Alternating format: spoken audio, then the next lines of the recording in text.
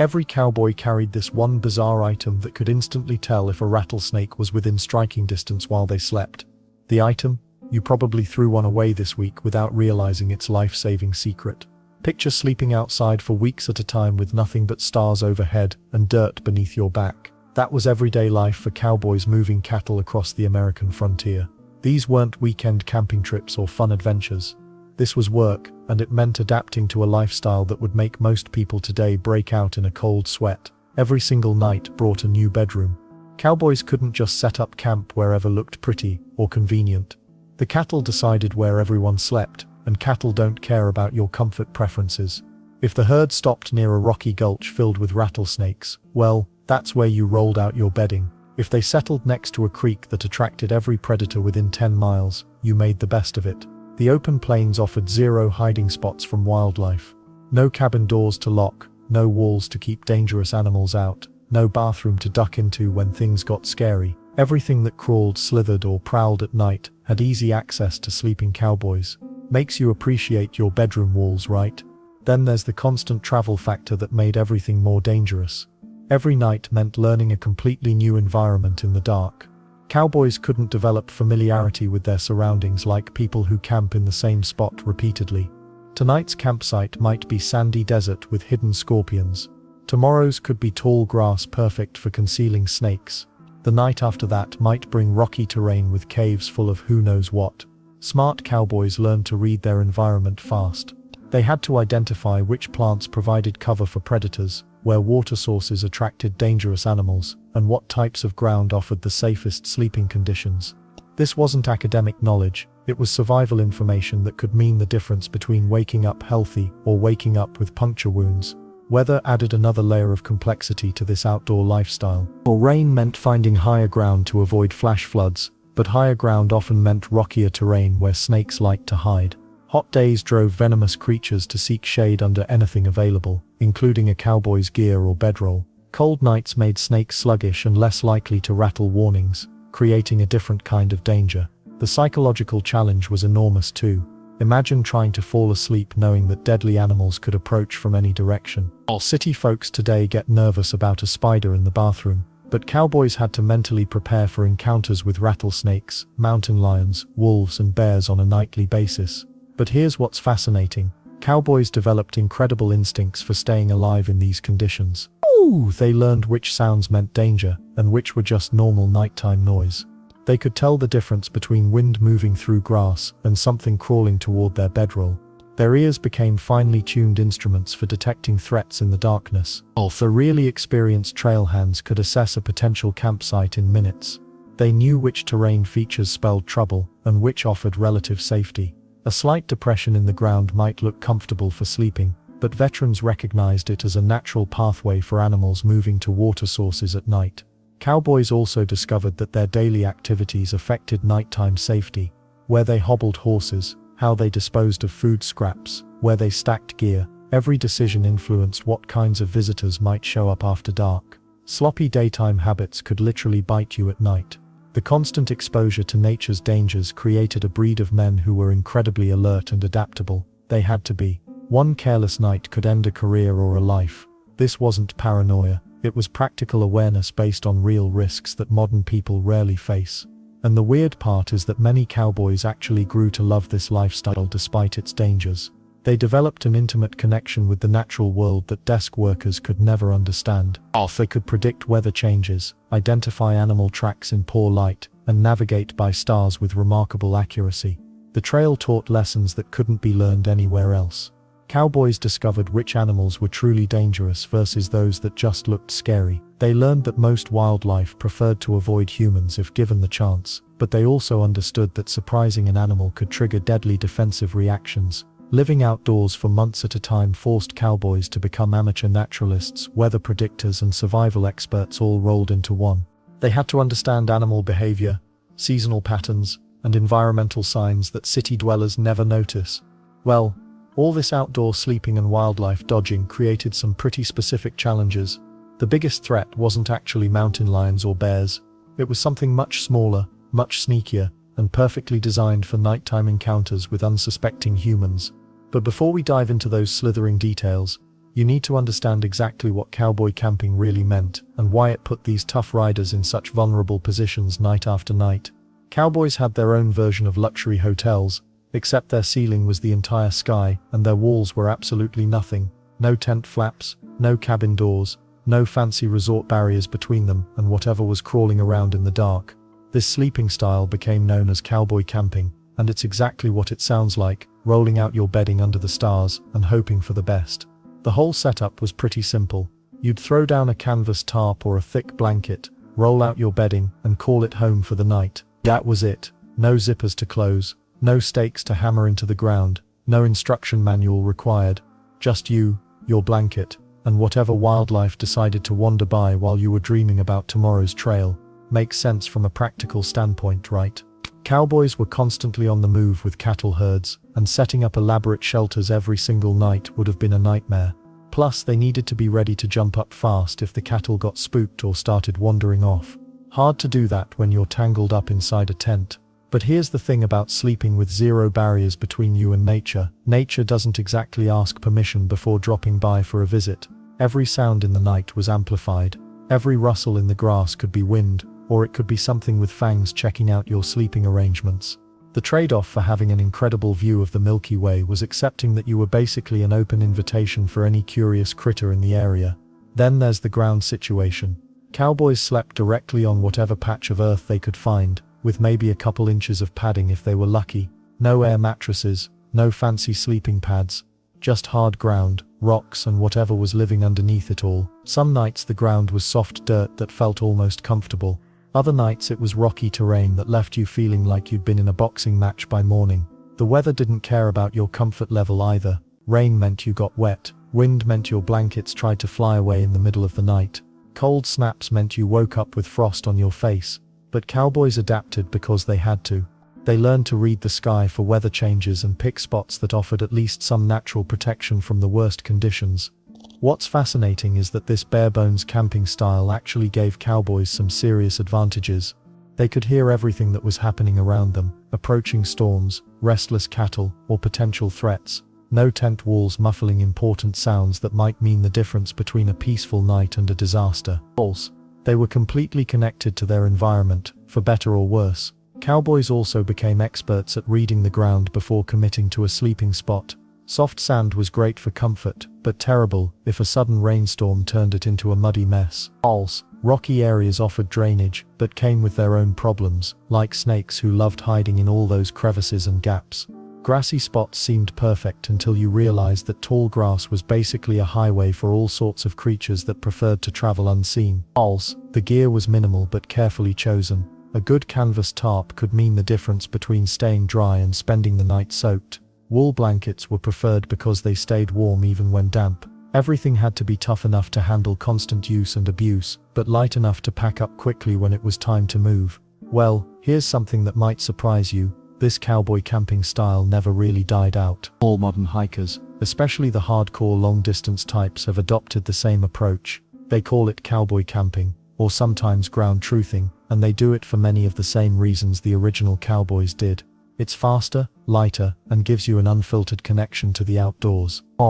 Ranchers today still use this method when they're working remote areas or moving cattle across large distances. The basic principles haven't changed much. Find decent ground, lay out your bedding, and stay alert. Modern materials have improved the comfort and safety factors, but the core idea remains the same. The weird part is that sleeping completely exposed actually taught cowboys to be more aware of their surroundings than people who sleep in enclosed shelters. They learned to identify different sounds, understand animal behavior patterns, and recognize potential dangers before they became serious problems. This knowledge often meant the difference between waking up refreshed and waking up with an unwanted visitor sharing their bedroll. Understanding what made cowboy camping both appealing and dangerous sets the stage for looking at one of the biggest concerns these outdoor sleepers faced. Because once you know how exposed and vulnerable this sleeping style left them, you start to wonder about all the creatures that shared their territory, especially the ones with rattles on their tails. Cowboys spent their nights wherever the cattle stopped, but they weren't the only ones choosing those spots. The American West was and still is prime rattlesnake territory. These serpents didn't ask permission to share the same camping grounds that trail crews called home for the night. Rattlesnakes thrive in exactly the kind of country where cattle drives happened. Dry grasslands, rocky outcroppings, and scrubby desert terrain provide perfect hunting grounds for these predators. The snakes weren't being rude by showing up near cowboy camps. They were just living their normal lives in their natural habitat. But here's what made things tricky for sleeping cowboys. Rattlesnakes don't stick to one type of landscape. Prairie rattlers love the tall grass regions where cattle found good grazing. Desert species prefer rocky areas and canyon country. Timber rattlers hang out in wooded areas near water sources, the same spots where trail bosses like to rest their herds. Water sources created the biggest overlap between snake territory and cowboy camps. Streams, waterholes, and springs attracted thirsty cattle, which meant cowboys had to camp nearby. Well, guess what else those water sources attracted? Every kind of wildlife for miles around, including plenty of rattlesnakes looking for their next meal. The snakes weren't hunting cowboys though, they were after the mice, rats, rabbits, and ground squirrels that also flocked to water sources. Makes sense, right? Where you find prey animals gathering, you'll find predators following close behind. Cowboys just happened to be camping right in the middle of this natural dinner party. Rocky areas presented another challenge. Cattle drives often crossed terrain filled with boulders, cliff faces, and stone outcroppings. Rattlesnakes absolutely love these spots because rocks provide perfect hiding places during hot days and ideal ambush points for hunting. The same rocks that cowboys used as windbreaks or backrests for their bedrolls were prime real estate for local snake populations. Then there's the grass situation. Thick prairie grass might look harmless, but it's actually snake highway. Rattlers use tall grass for cover while hunting, and they can move through it almost silently. A cowboy rolling out his bedroll in what looked like a peaceful meadow might actually be setting up camp right on a snake's favorite hunting trail. Underground dens add another layer of complexity to this whole situation. Rattlesnakes don't just wander randomly across the landscape. They have established territories with specific den sites where they return to hibernate during winter months. These dens are often located in rocky hillsides or areas with deep crevices, exactly the kind of terrain that provided shelter for traveling cowboys. During spring and fall, when many cattle drives took place, rattlesnakes are most active. They're either emerging from winter dens looking for food, or they're heading back to those dens to prepare for hibernation. This seasonal movement means snakes travel longer distances and show up in places where they might not be found during other times of year. The weird part is that cattle actually made snake encounters more likely in some ways. Large herds disturbed small animals like mice and ground squirrels, causing them to scatter and seek new hiding places. This disruption created a ripple effect that could bring both prey animals and their snake predators closer to cowboy camps. Desert regions presented their own special challenges. Snakes in these areas are often more aggressive and better adapted to extreme conditions. They're also more likely to be active during cooler evening hours, exactly when cowboys were setting up camp and preparing for sleep. Desert rattlers know how to make the most of limited resources, and they're not easily scared off by human activity. But wait, there's more to consider. Elevation changes throughout cattle drive routes meant cowboys encountered different snake species as they traveled. What worked for avoiding prairie rattlers might not work for desert species. A technique that kept timber rattlers away could be useless against sidewinder rattlesnakes. Weather patterns also influenced snake behavior in ways that affected cowboy camping. Hot days drove snakes to seek shade and cool hiding spots. Rainy periods made snakes more active as they hunted for displaced prey. Cold snaps could make rattlers sluggish and harder to detect, while warm nights brought increased snake activity around camps. The truth is, cowboys couldn't avoid snake country, because snake country covered most of the American West. From Texas to Montana, from New Mexico to the Dakotas, rattlesnakes had claimed these territories long before the first cattle drive ever crossed the plains. Understanding where rattlesnakes lived was just the first step in cowboy survival. The real challenge came in figuring out how to share that territory safely. Knowing your enemy is half the battle, but knowing how to pick a safe sleeping spot in snake country, that's where cowboy wisdom really started to shine. Cowboys didn't just plop down anywhere when the sun started setting. Their lives depended on picking the right spot to unroll their bedding. One wrong choice could mean waking up with a rattlesnake as an unwelcome bunkmate. The first rule, find flat, open ground. Rolling hills and rocky outcrops might look scenic, but they spelled trouble for a cowboy trying to get some shut-eye. Flat ground meant no surprises rolling downhill toward their bedroll in the middle of the night. It also gave them a clear view of anything approaching their sleeping area. Open spaces were a cowboy's best friend when it came to snake safety. Thick brush and dense vegetation might as well have been snake hotels. These areas provided perfect hiding spots for rattlers during the day and hunting grounds at night. Cowboys learned early that avoiding these spots meant avoiding most snake encounters. Makes sense, right? But here's where it gets interesting. Cowboys also had to balance safety with comfort. Completely barren ground could be hard as a rock, making for a miserable night's sleep. The sweet spot was finding areas with soft dirt or sand that hadn't been taken over by vegetation. These spots offered decent cushioning without the snake risks that came with overgrown areas. Water sources created a tricky situation. Cattle needed water, so camps often ended up near streams or ponds. The problem? These areas attracted every kind of wildlife, including the slithery kind. Smart cowboys set up camp within reasonable distance of water, but not right on top of it. They'd position themselves where they could keep an eye on the water source while staying away from the thick vegetation that usually grew around it. Then there's the matter of terrain reading. Experienced cowboys could spot potential snake habitats from a mile away, rocky outcrops with lots of crevices. Nope. Dense grass that hadn't been grazed down by cattle. Skip it. Areas with fallen logs or debris piles. Keep moving. They developed an almost sixth sense for identifying these danger zones. The weird part is how some cowboys actually used the cattle to their advantage when picking sleeping spots. Areas where the herd had recently grazed were often ideal. The cattle had trampled down tall grass and disturbed the ground, making it less appealing to snakes. Plus, all that stomping around had probably encouraged any resident reptiles to relocate. Weather played a huge role in site selection too. After rain, cowboys avoided low-lying areas where water might collect. Soggy ground attracted all sorts of creatures looking for moisture, and nobody wanted to wake up in a puddle surrounded by curious wildlife. Higher, well-drained ground was always the better choice. Let's not forget about wind patterns. A slight breeze could be a cowboy's ally, helping to disperse human scent that might attract curious animals. But too much wind created its own problems, making it harder to hear approaching threats. The ideal spot offered some air movement without turning into a wind tunnel. Distance from the main herd mattered too.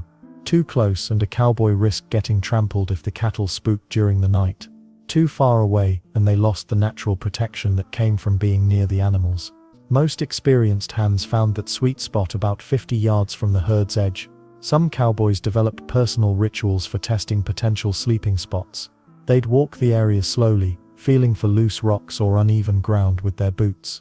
Others would sit in a potential spot for a few minutes before sunset, watching and listening for signs of wildlife activity. These little habits often made the difference between a peaceful night and an unwelcome surprise. Group dynamics influenced site selection as well. When multiple cowboys were bedding down together, they had to consider sightlines between sleeping areas.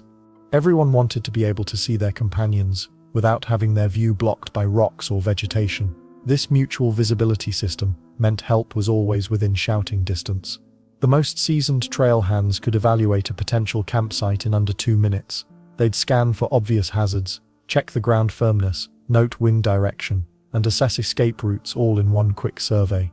This skill came from years of experience, and more than a few close calls. Timing was everything when it came to claiming the best spots. The first cowboy to finish his evening duties got first pick of sleeping real estate. Competition for prime locations could get fierce, especially in areas where good spots were scarce. Smart cowboys learned to work efficiently, so they could secure safe, comfortable ground before their companions. Understanding these site selection principles was crucial, but knowing where to sleep was only half the battle. The real test came in how cowboys prepared their chosen spot and what they did once the sun disappeared completely. Their evening routines would determine whether their careful site selection actually kept them safe through the long prairie nights. After choosing the perfect spot to lay down their bedrolls, cowboys couldn't just flop down and call it a night. The real work started when the sun began to set. Smart cowboys developed an evening routine that could mean the difference between waking up refreshed or waking up with 2 puncture wounds in their leg. First rule of cowboy camping: never trust the ground, even if it looks innocent. Cowboys would stomp around their chosen sleeping area, like they were doing some kind of bizarre dance. This wasn't just cowboy showboating, it was survival. Those heavy boot stomps sent vibrations deep into the earth, warning any rattlesnakes nearby that something big and dangerous was moving around. Snakes hate surprises just as much as cowboys do, so most would slither away to find quieter real estate, but stomping was just the beginning. Cowboys learned to examine every square inch of their sleeping spot before rolling out their bedding. They'd kick at suspicious-looking rocks, poke at clumps of grass, and check for any holes or crevices where a snake might be taking an afternoon nap. Makes sense, right? You wouldn't want to lay your head down on top of someone's bedroom. Then there's the gear inspection ritual. Every piece of equipment got the shake and check treatment. Saddles, boots, blankets, water canteens. Everything was picked up, turned over, and given a good shake. Cowboys knew that snakes aren't picky about their hiding spots. A warm boot or a folded blanket looked just as appealing as a rock crevice to a snake seeking shelter. Well, here's where things got tricky. Cowboys didn't have the luxury of modern flashlights or LED lanterns. Most of their evening safety checks happened by moonlight, firelight, or whatever dim light they could scrape together. This meant developing sharp eyes and trusting their other senses. They'd run their hands along the ground, feeling for unusual textures or unexpected bumps. They'd listen for the telltale rattle that meant trouble was nearby. But the weird part is how methodical they became about it. Experienced cowboys could check an entire campsite in near darkness, moving with practiced efficiency from one task to the next. They'd start at one edge of camp and work their way across, stomping and checking in a systematic pattern. No shortcuts, no rushing, no assuming yesterday's safe spot would be safe tonight. Blankets and bedrolls got special attention during these evening routines. Cowboys would unfold their bedding completely, shaking each layer and examining both sides. They'd hold blankets up to catch whatever light was available, looking for lumps, bumps, or anything that moved when it shouldn't.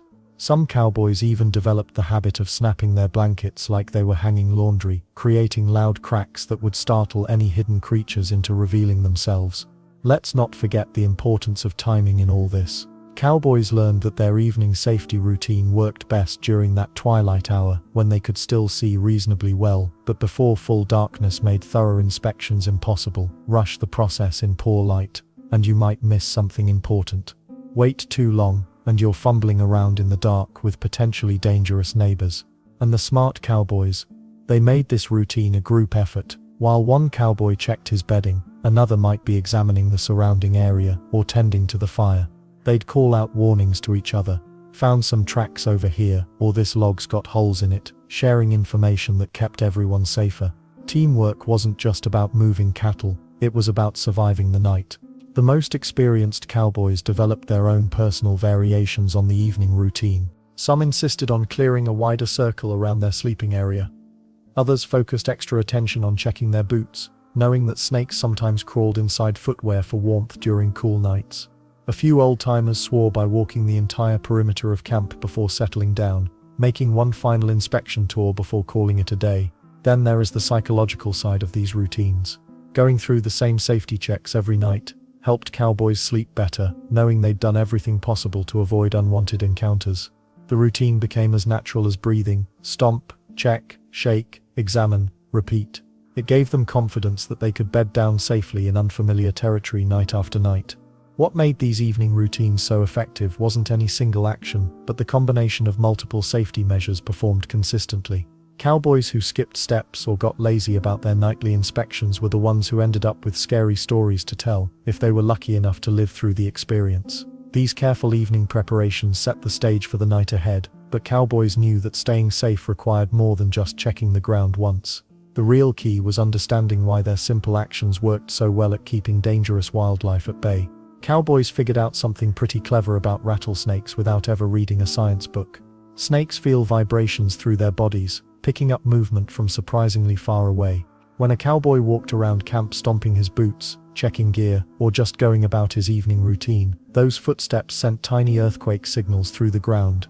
Rattlesnakes felt every step. Most folks think snakes are aggressive hunters waiting to strike. Wrong. These creatures are actually homebodies who hate drama. They'd rather slither away quietly than deal with a 200-pound cowboy and his horse. The vibrations from boots hitting dirt worked like a polite doorbell, giving snakes plenty of time to pack up and leave before any awkward encounters. Smart cowboys made noise on purpose. They didn't tiptoe around camp like they were sneaking into church late. Instead, they stomped deliberately when setting up for the night, letting every snake within 50 yards know the neighborhood was getting busy. Walking heavily around the perimeter of camp became second nature, The ground carried these vibration messages surprisingly well, especially in packed dirt or sandy soil. But vibrations weren't the only cowboy trick that worked. Fire smoke created an invisible barrier that many animals, including snakes, found unpleasant. Not because smoke was toxic or dangerous to them, but because it masked natural scents and made the area feel unnatural. Snakes navigate partly by smell, using their forked tongues to taste the air for chemical signals. Heavy campfire smoke confused this system, making snakes less likely to wander into the smoky zone. The weird part is how well group camps worked for snake prevention. A single cowboy sleeping alone might only create enough disturbance to clear a small area around his bedroll. But 6 or 8 cowboys, that meant constant movement, conversation, snoring, and someone always getting up to check the cattle or tend the fire. All those human sounds and vibrations created a bubble of activity that most snakes found too chaotic to cross. Then there's the timing element that cowboys learned through trial and error. Evening routines weren't just about getting ready for sleep. They were about establishing territory. By the time cowboys finished their stomping, gear checking, and fire building routines, they'd essentially posted no vacancy signs for any snakes in the area. Most rattlers got the message and moved to quieter hunting grounds. Some old-timers took the vibration trick even further. They'd tap their boots together before putting them on, shake out their blankets with extra vigor, and even pound tent stakes or picket pins harder than necessary. Every bang and thump sent more warning signals. Cowboys who seemed loud around camp weren't just being careless, they were being smart. Well, the science behind this actually makes perfect sense. Rattlesnakes have jawbones that pick up ground vibrations and send signals to their inner ears. It's like having earthquake detectors built into their heads. Heavy footsteps register as potential danger from large animals that could crush them. Their natural response: get out of dodge. Group conversations around the campfire added another layer of protection. Human voices create sound waves that travel through both air and ground. Snakes aren't exactly music lovers, so steady chatter encouraged them to find quieter neighborhoods. Cowboys who stayed up late swapping stories weren't just entertaining themselves, they were extending the protective noise barrier well into prime snake hunting hours. Let's not forget that horses and cattle added to this vibration security system.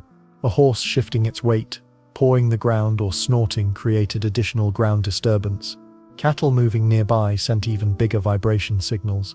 Smart cowboys positioned their bedrolls where livestock activity would continue, providing natural snake deterrent throughout the night. But here's where it gets interesting. Cowboys also learned that too much noise could backfire. Constant, rhythmic sounds like steady snoring or repeating mechanical noises didn't scare snakes as effectively as irregular, unpredictable sounds. A cowboy tossing and turning, getting up occasionally, or talking in his sleep actually provided better snake protection than someone who slept like a rock. The campfire smoke trick worked best when combined with strategic wind direction.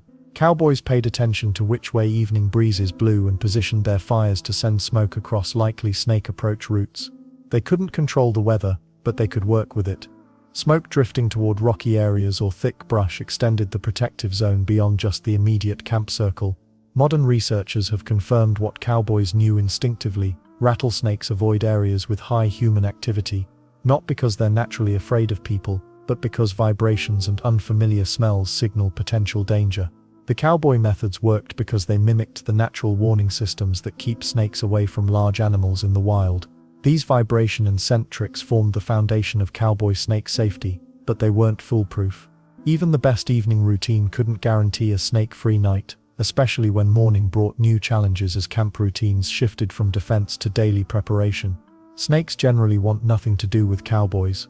That might sound surprising, but it's the truth. Most rattlesnakes spend their entire lives trying to avoid anything bigger than a prairie dog. When a 180-pound cowboy comes stomping around with his boots and spurs jangling, that snake's first instinct isn't to attack, it's to get the heck out of there. The whole idea that rattlesnakes are aggressive hunters looking for human victims, complete nonsense. These creatures are basically the introverts of the reptile world. They'd rather hide under a rock and mind their own business than deal with the drama of a confrontation. Think about it from the snake's perspective. You're maybe 4 feet long and weigh a couple pounds, and suddenly this giant leather-wearing human shows up making all kinds of noise. Would you stick around to fight? Most snake bites happen because someone surprised the snake, not because the snake was hunting them. A cowboy might step too close to a hiding spot, or reach into brush without looking first. The snake feels trapped with no escape route, so it strikes in pure panic. Remove the surprise element, and suddenly these encounters become much less dangerous. Smart cowboys figured this out pretty quickly. They learned that giving snakes an exit strategy kept everyone safer. When they spotted a rattler near camp, experienced hands wouldn't grab their guns or start swinging ropes around. Instead, they'd back off and let the snake slither away on its own terms. This wasn't cowardice, it was practical wisdom. The weird part is how this hands-off approach actually worked better than aggressive tactics. Cowboys who tried to kill every snake they saw often ended up getting bitten more frequently. Why? Because a cornered, threatened snake becomes genuinely dangerous. But a snake that knows it can escape will usually take that option without any fuss. Then there's the simple matter of energy conservation. Rattlesnakes don't want to waste venom on something they can't eat. That venom takes time and energy to produce, and they need it for actual prey: mice, rats, small birds. Biting a human is like shooting your only bullet at a target you can't benefit from. Makes sense, right? Group camps actually worked in the cowboys' favor here. All that human activity, talking, moving around, tending fires, created a constant low-level disturbance that most snakes found unpleasant. They'd simply relocate to quieter areas. It's not that the snakes were afraid exactly, but they preferred neighborhoods without quite so much commotion. Experienced trail hands learned to read snake behavior like a book. A rattlesnake coiled up and rattling wasn't necessarily preparing to strike. It was usually saying, "Please leave me alone." The rattle itself proves this point. What kind of predator gives its prey a warning? Only one that would rather avoid the whole situation entirely. But here's where things get interesting. Cowboys discovered that respecting this natural behavior actually made their lives easier. Instead of spending time and energy trying to clear snakes from every area, they learned to coexist. They'd pick campsites that snakes naturally avoided, and when they did encounter one, they'd give it space to leave.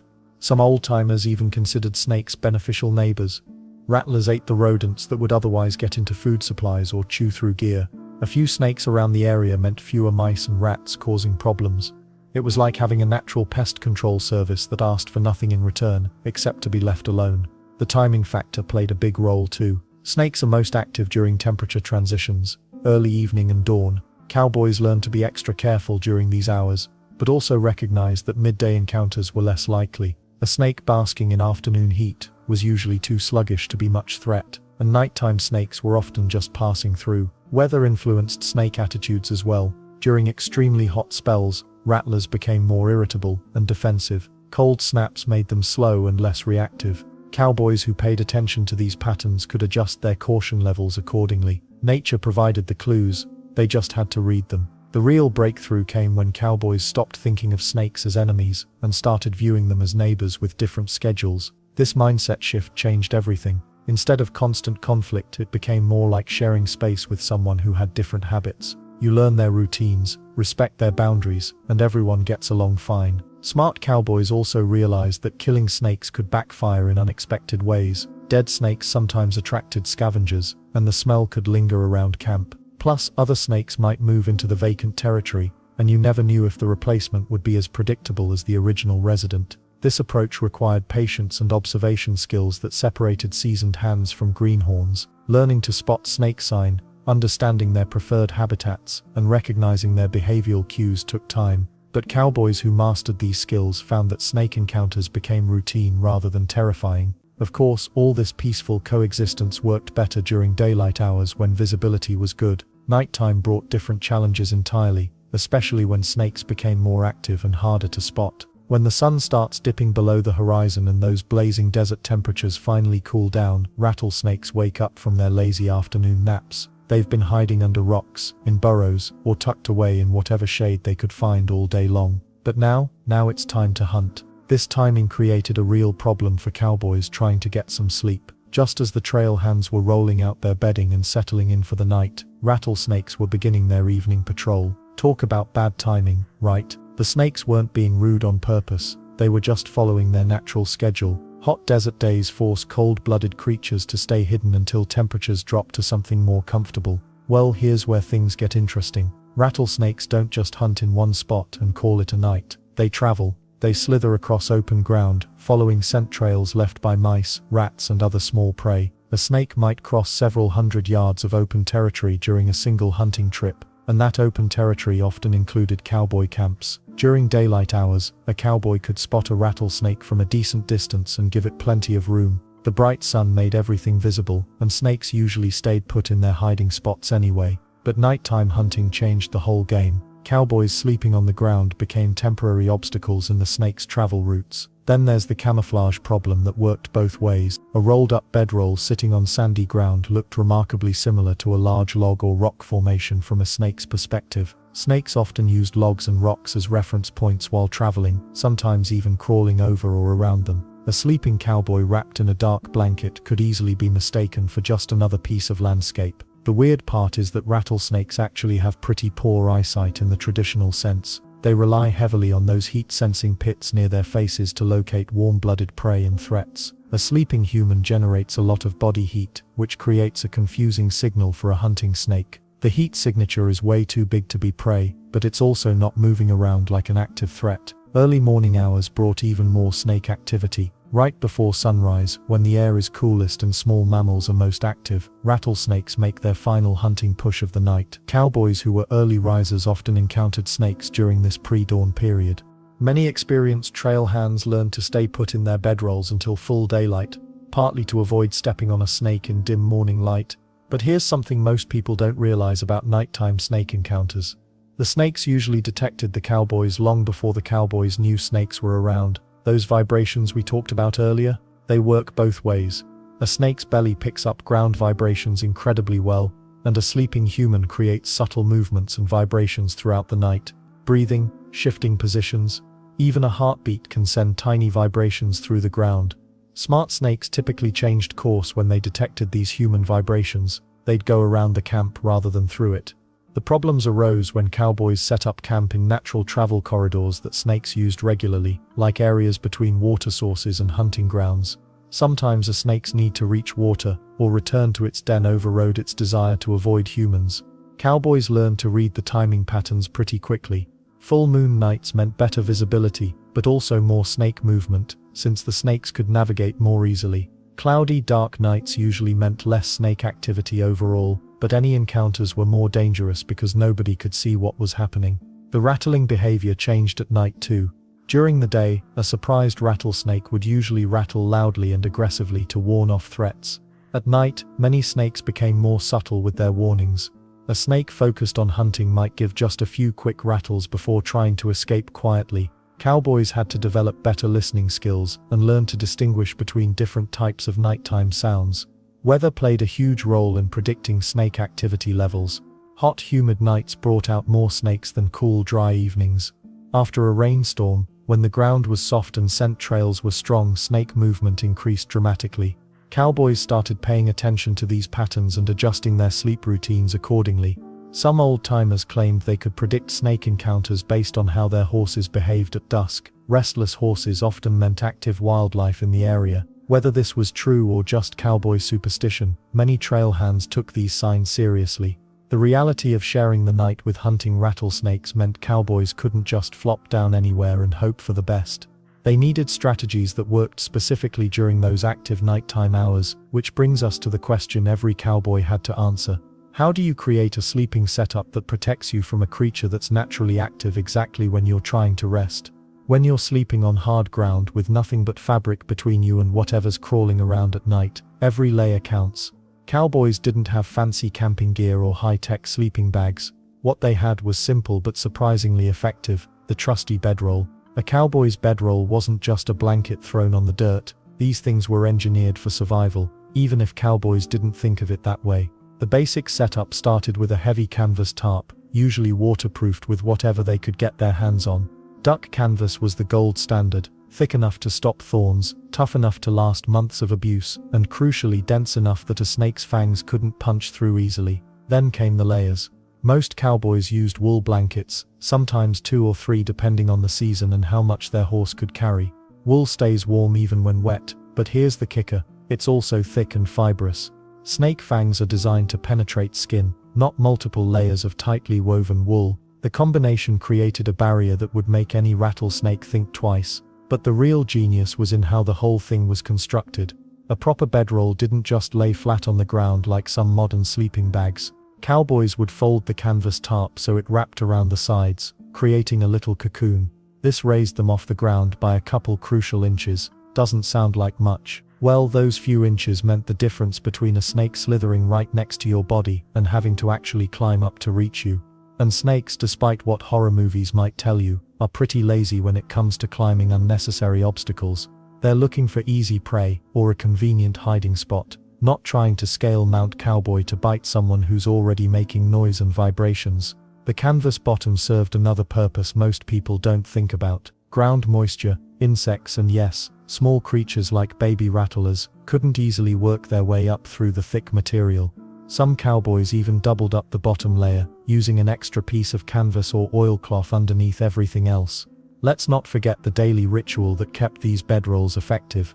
Every morning, without fail, experienced cowboys would shake out their bedding. Not a gentle little fluff. We're talking about a serious shake that would send anything hiding in the folds flying. Spiders, scorpions, small snakes, whatever had decided to make itself at home overnight, got evicted fast. During the day, bedrolls were rolled tight and secured with leather straps or rope. This wasn't just for easy transport on horseback. A tightly rolled bedroll couldn't become a cozy hiding place for creatures during the hot daylight hours. Some cowboys got so good at this they could roll and tie their entire sleeping setup in under 2 minutes. The really smart ones developed tricks for extra protection. Some would tuck the edges of their canvas tarp under their bodies while sleeping, creating an even more complete barrier. Others learned to position their bedrolls so the opening faced away from likely snake territory, away from rocks, brush, or water sources. Here's where things get interesting. The weight of these bedrolls actually worked in the cowboys' favor. A heavy canvas and wool setup put enough pressure on the ground that a snake couldn't easily burrow or slide underneath without the sleeper feeling the movement. Modern lightweight camping gear might be easier to carry, but it doesn't give you that same tactile warning system. Some outfits provided cowboys with rubberized ground cloths, especially in wetter regions. These created an almost impenetrable barrier against anything trying to work its way up from below. The downside: they could be noisy, crackling with every movement. But many cowboys figured a little noise was a fair trade for peace of mind. The bedroll system worked so well that variations of it spread beyond just cattle drives. Miners, surveyors, and other frontier workers adopted similar setups. Even today, some old-school ranchers and serious outdoorsmen swear by canvas and wool combinations for sleeping in snake country. But even the best bedroll couldn't protect a careless cowboy.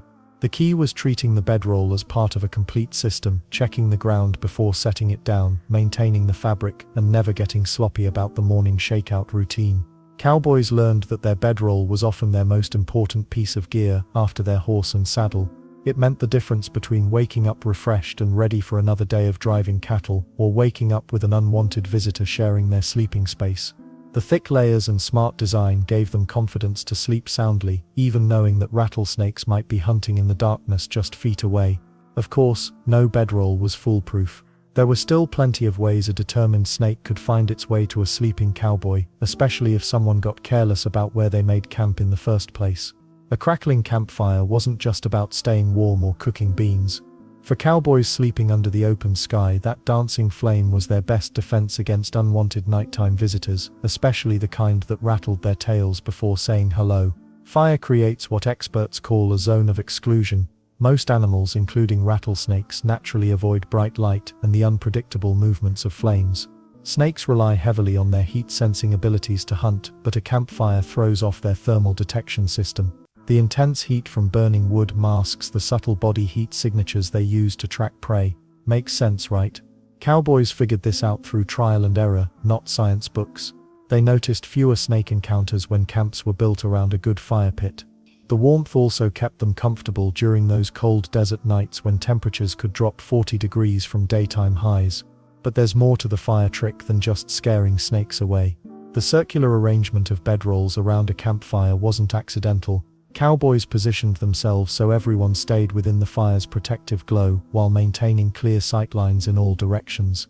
This setup meant any approaching animal would have to cross that lit perimeter where movement could be spotted quickly. Smart positioning beat luck every time. Then there's the smoke factor. Campfire smoke carries human scent farther than normal, which might seem like it would attract predators. Actually, it works the opposite way. The concentrated smell tells wildlife that humans are actively present and awake, not just passing through. Most animals, snakes included, prefer to avoid active human camps rather than risk confrontation. Cowboys learned to manage their fires strategically throughout the night. Someone always stayed awake for watch duty anyway. Cattle don't guard themselves. These night watch rotations meant the fire never died completely, maintaining that protective barrier until dawn. Fresh wood got added regularly, keeping flames visible and smoke drifting around the camp perimeter. But here's where things get interesting. Not all fires work the same way for snake deterrence. Small, struggling fires that barely stay lit don't provide enough light or heat to create an effective barrier. Cowboys needed fires big enough to illuminate at least a 20-foot radius around their sleeping area. Too small, and snakes could approach undetected from the dark edges. Firewood placement became part of the safety routine. Wood piles were kept well away from sleeping areas because they created perfect hiding spots for snakes during daylight hours. Cowboys learned to check every log before tossing it on the fire. Nothing ruins a peaceful evening like grabbing a piece of firewood with a rattlesnake wrapped around it. The weird part is how fire affects snake behavior differently based on temperature. During hot summer nights, when ground temperatures stay warm, snakes are more active and likely to travel through camp areas. But they're also more sensitive to the additional heat from campfires, making them more likely to detour around the bright, hot zone. Cold nights present the opposite challenge. Snakes are less active but might actually be drawn toward the warmth if they're caught in the open. Experienced trail bosses taught greenhorns to build fires in spots that wouldn't create dangerous shadows. Firelight that casts deep shadows behind rocks or equipment can actually make snake detection harder. The goal was even illumination that revealed movement from any direction. Strategic fire placement took practice, but it was worth the effort. Well, fires aren't perfect snake deterrents. Determined snakes following rodent trails might still cross through camp areas, especially if they're focused on hunting. But the combination of light, heat, smoke, and human activity around a campfire reduces the odds significantly. Cowboys didn't expect miracles, they just wanted better odds. Some old-timers swore by adding certain materials to their fires for extra snake protection. Green sagebrush produces thick, aromatic smoke that many animals dislike. Cedar bark creates steady, long-lasting coals that maintain heat throughout the night. These weren't scientifically proven methods, but they didn't hurt either. Fire management became second nature for experienced cowboys. They knew how to bank coals for steady heat, when to add fresh wood for more flame, and how to keep smoke production at optimal levels. The fire wasn't just a tool, it became the center of camp life and safety. Morning routines always included careful fire maintenance. Tarshes were checked for any signs that animals had approached during the night. Tracks in the soft dirt around fire pits told stories about midnight visitors and whether the fire zone was working as intended. Of course, all this fire protection worked best when combined with other smart camping practices. Cowboys who relied solely on campfires while ignoring proper bedroll placement or morning equipment checks were asking for trouble. Fire was just one layer in their overall snake safety strategy. Even with a roaring campfire keeping watch all night, morning still brought its own set of challenges. Because snakes that avoided the fire zone during darkness might seek warm hiding spots when dawn temperatures dropped, and cowboy boots made excellent snake motels. Cowboys learned early that where you put your bedroll could mean the difference between a peaceful night and waking up with a scaly surprise. The whole idea was creating distance between yourself and any creature that might find you interesting after dark. Most experienced trail hands positioned their bedrolls well away from obvious snake hideouts. Logs were trouble. Rocks meant problems. Thick grass patches, forget about it. These spots practically screamed snake hotel to anyone with half a brain. Cowboys wanted open, clear ground where they could see what was coming and where snakes had nowhere to ambush from. But here's where it gets interesting. Some old-timers swore by sleeping with their feet pointed toward the campfire. The reasoning was simple enough. If a snake did approach, it would hit your boots first instead of your head or chest. Boots offered protection. Your face, not so much. This little trick gave cowboys a fighting chance if something went wrong during the night. Then there's the spacing issue that most people never think about. Cowboys didn't just throw their bedrolls down randomly around camp. They left space between each sleeping spot, sometimes as much as 6 or 8 feet. Why? Because crowded sleeping areas meant if one person had a snake problem, everyone did. Space gave each cowboy room to deal with his own situation without rolling into his neighbor's trouble. The circular arrangement became pretty standard on most cattle drives. Bedrolls formed a rough circle around the campfire, but not too close to get singed by sparks. This setup meant everyone could see the center of camp, and more importantly, they could spot movement between the sleeping areas. A snake crossing from one side to another had to travel through open, visible ground. Well, what about those raised sleeping platforms you might have heard about? Here's the thing, they were rare as hen's teeth on the open range. Building wooden platforms took time, tools, and lumber that most trail drives simply didn't have. Cowboys were moving every day, remember? They couldn't exactly haul bed frames across Texas. Raised platforms showed up at permanent cow camps or line shacks, but trail hands made do with what they could carry. Some clever cowboys did figure out ways to get their bedrolls slightly off the ground without building furniture. They'd use their saddles and gear to create small barriers or elevations. A saddle at the head, saddlebags along the sides. Suddenly you had a bedroll that wasn't lying flat on the dirt. Every inch of height helped, even if it was just a few. The weird part is how many greenhorns would panic and try to find the perfect spot. They'd spend 20 minutes walking around camp, testing ground, moving rocks, basically advertising their location to every snake within 100 yards. Experienced hands knew that overthinking the spot was worse than just picking decent ground and sticking with it. Let's not forget the morning factor when choosing bedroll locations. Cowboys picked spots that would be easy to check come sunrise. You didn't want your bedding wedged between boulders where you couldn't see underneath, or tucked against a creek bank where snakes might have wandered up during the night. Open ground meant quick morning inspections and faster camp breaking. Weather played into bedroll placement more than most people realize. During dry spells, cowboys avoided obvious water sources where snakes might gather to drink. But in wet weather, they had to balance staying away from snake territory with staying on ground that wouldn't turn into a muddy mess. Rocky areas that seemed perfect to become snake condos after a rain when reptiles looked for dry spots to wait out the weather. Night guards had to consider bedroll placement too. The cowboys pulling watch duty needed to move around camp without stepping on sleeping partners or walking through areas that might harbor snakes. Smart placement meant clear paths between bedrolls and easy access to horses and cattle without stumbling over gear in the dark. And the crazy thing about all this careful planning, sometimes snakes showed up anyway, but cowboys who followed these placement rules had way fewer problems than those who just flopped down anywhere. The difference between random bedroll placement and strategic positioning often meant the difference between a snake encounter and a snake bite.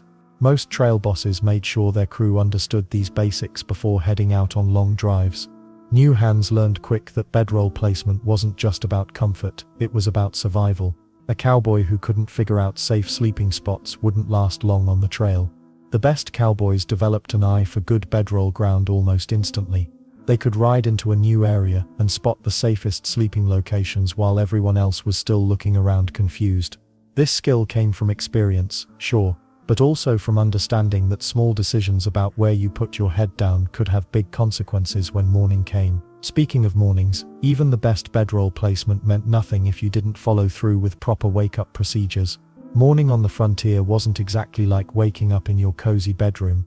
No alarm clock, no coffee maker, and definitely no quick shuffle to the bathroom in your slippers. Cowboys had a different routine altogether. One that could mean the difference between starting the day normally or getting an unwelcome surprise from something that had crawled into their gear during the night.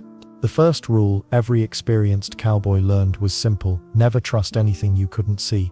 Darkness had a way of hiding uninvited guests, and rattlesnakes weren't exactly polite about announcing their presence until you got too close. Smart cowboys developed habits that became as automatic as breathing, because one careless moment could turn a regular morning into a very bad day. Boots were the biggest concern. Makes sense, right? Your feet go in there first thing, usually while you're still half asleep and not thinking clearly. Snakes loved crawling into boots because they offered the perfect combination of warmth, darkness, and shelter. A cowboy's tall leather boots were like luxury hotels for cold rattlers looking for a place to spend the night. The boot-checking ritual looked pretty specific. Cowboys would grab each boot and turn it completely upside down, giving it a firm shake before tapping the sole against something hard. Not just a gentle tap either. They'd bang those boots like they were trying to wake the dead. Any snake hiding inside would either fall out or make enough noise rattling around to give itself away. Old-timers could actually tell the difference between a pebble bouncing around and something more dangerous moving in there, but the smart ones took it a step further. They'd stick their hand inside each boot and feel around, checking for anything that didn't belong. Sounds risky, but experienced cowboys knew how to do this safely, keeping their fingers moving quickly and staying alert for any unusual texture or movement. Better to discover a problem with your hand than your foot, especially when you're still alert enough to react fast. Then there was the clothing situation. Shirts, pants, hats, everything needed inspection. Snakes weren't the only creatures that might have taken shelter in fabric during the night. Scorpions, spiders, and other unpleasant surprises had a habit of finding their way into cowboy gear. The routine involved shaking out every piece of clothing thoroughly, holding each item up to catch whatever light was available, and checking pockets and folds where small creatures liked to hide. Bedrolls required their own special attention. Cowboys would completely unroll their blankets and shake them out hard, snapping them like they were trying to get dust off a rug. The whole bedroll got flipped over and examined on both sides. Any suspicious lumps or unusual shapes got investigated immediately. Sometimes what looked like a wrinkle in the fabric turned out to be something that definitely didn't belong there. The weird part is how systematic these morning checks became. Cowboys developed their own personal routines, usually doing things in the exact same order every single day. Boots first, then hat, then shirt, then pants, then bedroll, or maybe bedroll first, then boots, then everything else. The specific order didn't matter as much as being consistent and thorough every single time. Group camps made these morning rituals even more important. Nobody wanted to be the guy who got careless and ended up with a snake bite because he was in a hurry. Cowboys looked out for each other, often calling out warnings if they spotted something unusual near someone else's gear. A quick check your left boot twice could save a fellow cowboy from a very unpleasant surprise. Weather played a role in how careful cowboys had to be. Cold nights meant more creatures seeking warm shelter, which meant more thorough checking in the morning. Hot nights sometimes drove snakes to seek cool, dark places, like inside boots or under blankets. Rain made everything more complicated, because wet gear had to be checked and dried out, creating more opportunities for unwanted visitors to find hiding spots. Speed versus safety created constant tension during these morning routines. Cowboys often needed to break camp quickly and get moving with the cattle, but rushing through safety checks was asking for trouble. Experienced hands learned to be both fast and thorough, developing efficient checking techniques that didn't waste time but didn't skip important steps either. The checking routine extended beyond personal gear, to include saddles, ropes, and other equipment. Snakes sometimes curled up in or around saddles, especially if the leather was warm from the previous day's sun. Coiled ropes could hide coiled snakes, a dangerous case of mistaken identity that could end very badly for an unwary cowboy. These morning habits created a culture of vigilance that went far beyond just avoiding snakes. Cowboys who developed good checking routines tended to be more alert and careful about other dangers too. The discipline required for thorough daily inspections carried over into other aspects of trail life, making everyone safer overall. Well, all this careful morning checking was just the beginning of staying safe in snake country, because once you got your gear sorted out and your boots on safely, there was still the matter of what you put on your feet. The most experienced cowboys had a saying that could save your life: shake first, think later. After weeks of sleeping on the ground with nothing but stars overhead, they learned that morning routines weren't just about getting dressed, they were about staying alive. Every cowboy knew someone who'd learned this lesson the hard way. Rattlesnakes love dark, warm places during cool nights. Your boots sitting by your bedroll, perfect snake hotel. The temperature drops after midnight, and suddenly those leather boots start looking like 5-star accommodations to a cold rattler. But here's the thing most people don't realize: snakes don't crawl into boots to be mean. They're just looking for warmth and shelter. Makes sense, right? You'd do the same thing if you were a cold-blooded creature stuck on the prairie at 3 a.m. when the temperature drops 20 degrees. Smart cowboys developed a boot routine that became second nature. Before their feet even hit the ground, they'd grab their boots and turn them completely upside down. Not a gentle tip, a full flip that would send anything hiding inside tumbling out onto the dirt. The sound of a confused rattlesnake hitting the ground was enough to wake up the whole camp, but better that than a fang in your foot. Well, the really experienced trail hands took this one step further. They'd tap those boots against a rock or their saddle a few times for good measure. Bang, bang, bang. Any snake still clinging to the inside would get the message pretty quickly. Cowboys learned that snakes hate being jostled around. It makes them want to escape, not fight. And the weird part is, how many different things could end up in your boots overnight. Sure, rattlesnakes were the big worry, but scorpions loved boots too. So did spiders, mice, and occasionally a confused lizard or two. One old cowboy claimed he once found a baby owl in his boot, though nobody quite believed that story. Then there's the positioning trick that separated the greenhorns from the veterans. Experienced cowboys never left their boots sitting right side up next to their bedroll. Instead, they'd either flip them upside down or stick them up on their saddle where critters couldn't easily crawl inside. Some cowboys even stuffed their boots with extra clothing or gear to block any unwanted guests. Let's not forget that leather boots in snake country served another purpose beyond just keeping your feet protected from rocks and thorns. Toes' tall leather sides created a barrier between snake fangs and your skin. Most cowboy boots came up well past the ankle, and that extra height could mean the difference between a fang hitting leather instead of flesh. But the boot wisdom went deeper than just morning checks. Cowboys learned to buy boots that fit snug around the top. Loose boots were easier for snakes to crawl into, but tight-fitting leather around your calf made it much harder for anything to slither inside while you were walking around camp. Smart trail hands also knew that wet boots were snake magnets. If your boots got soaked crossing a stream, you'd better believe every snake in the area could smell that moisture. Water attracts prey, and prey attracts predators. Wet leather also takes forever to dry out completely, giving snakes more reason to stick around. The really paranoid cowboys, and the ones who lived longest, would even shake out their socks. Sounds excessive until you realize that a small snake could easily curl up inside a wool sock. Getting dressed in the dark made this routine absolutely critical. Here's something most people never consider: cowboys shared this boot wisdom religiously with anyone new to the trail. It wasn't about showing off or scaring rookies, it was about keeping everyone alive and healthy. A snake bite didn't just hurt the person who got bit, it slowed down the whole operation. Cattle drives ran on tight schedules, and nobody wanted to lose time dealing with medical emergencies that could have been prevented. Some outfits even made boot checking part of the official morning routine. The trail boss would call out "boot check," and every man would flip and shake his footwear before putting it on. This group approach meant nobody could oversleep and skip the safety routine. The old-timers also taught newcomers to listen while they shook their boots. A rattlesnake inside a boot makes a very distinctive sound when it gets angry, different from the rustle of mice or the scurrying of spiders. Learning to recognize that warning rattle, even from inside leather, could give you those crucial extra seconds to drop the boot and step back. Cowboys who worked the same territories for years developed an almost supernatural sense about which campsites were more likely to have snake problems. Rocky areas, spots near water, places with lots of brush, these all required extra vigilance during morning boot rituals.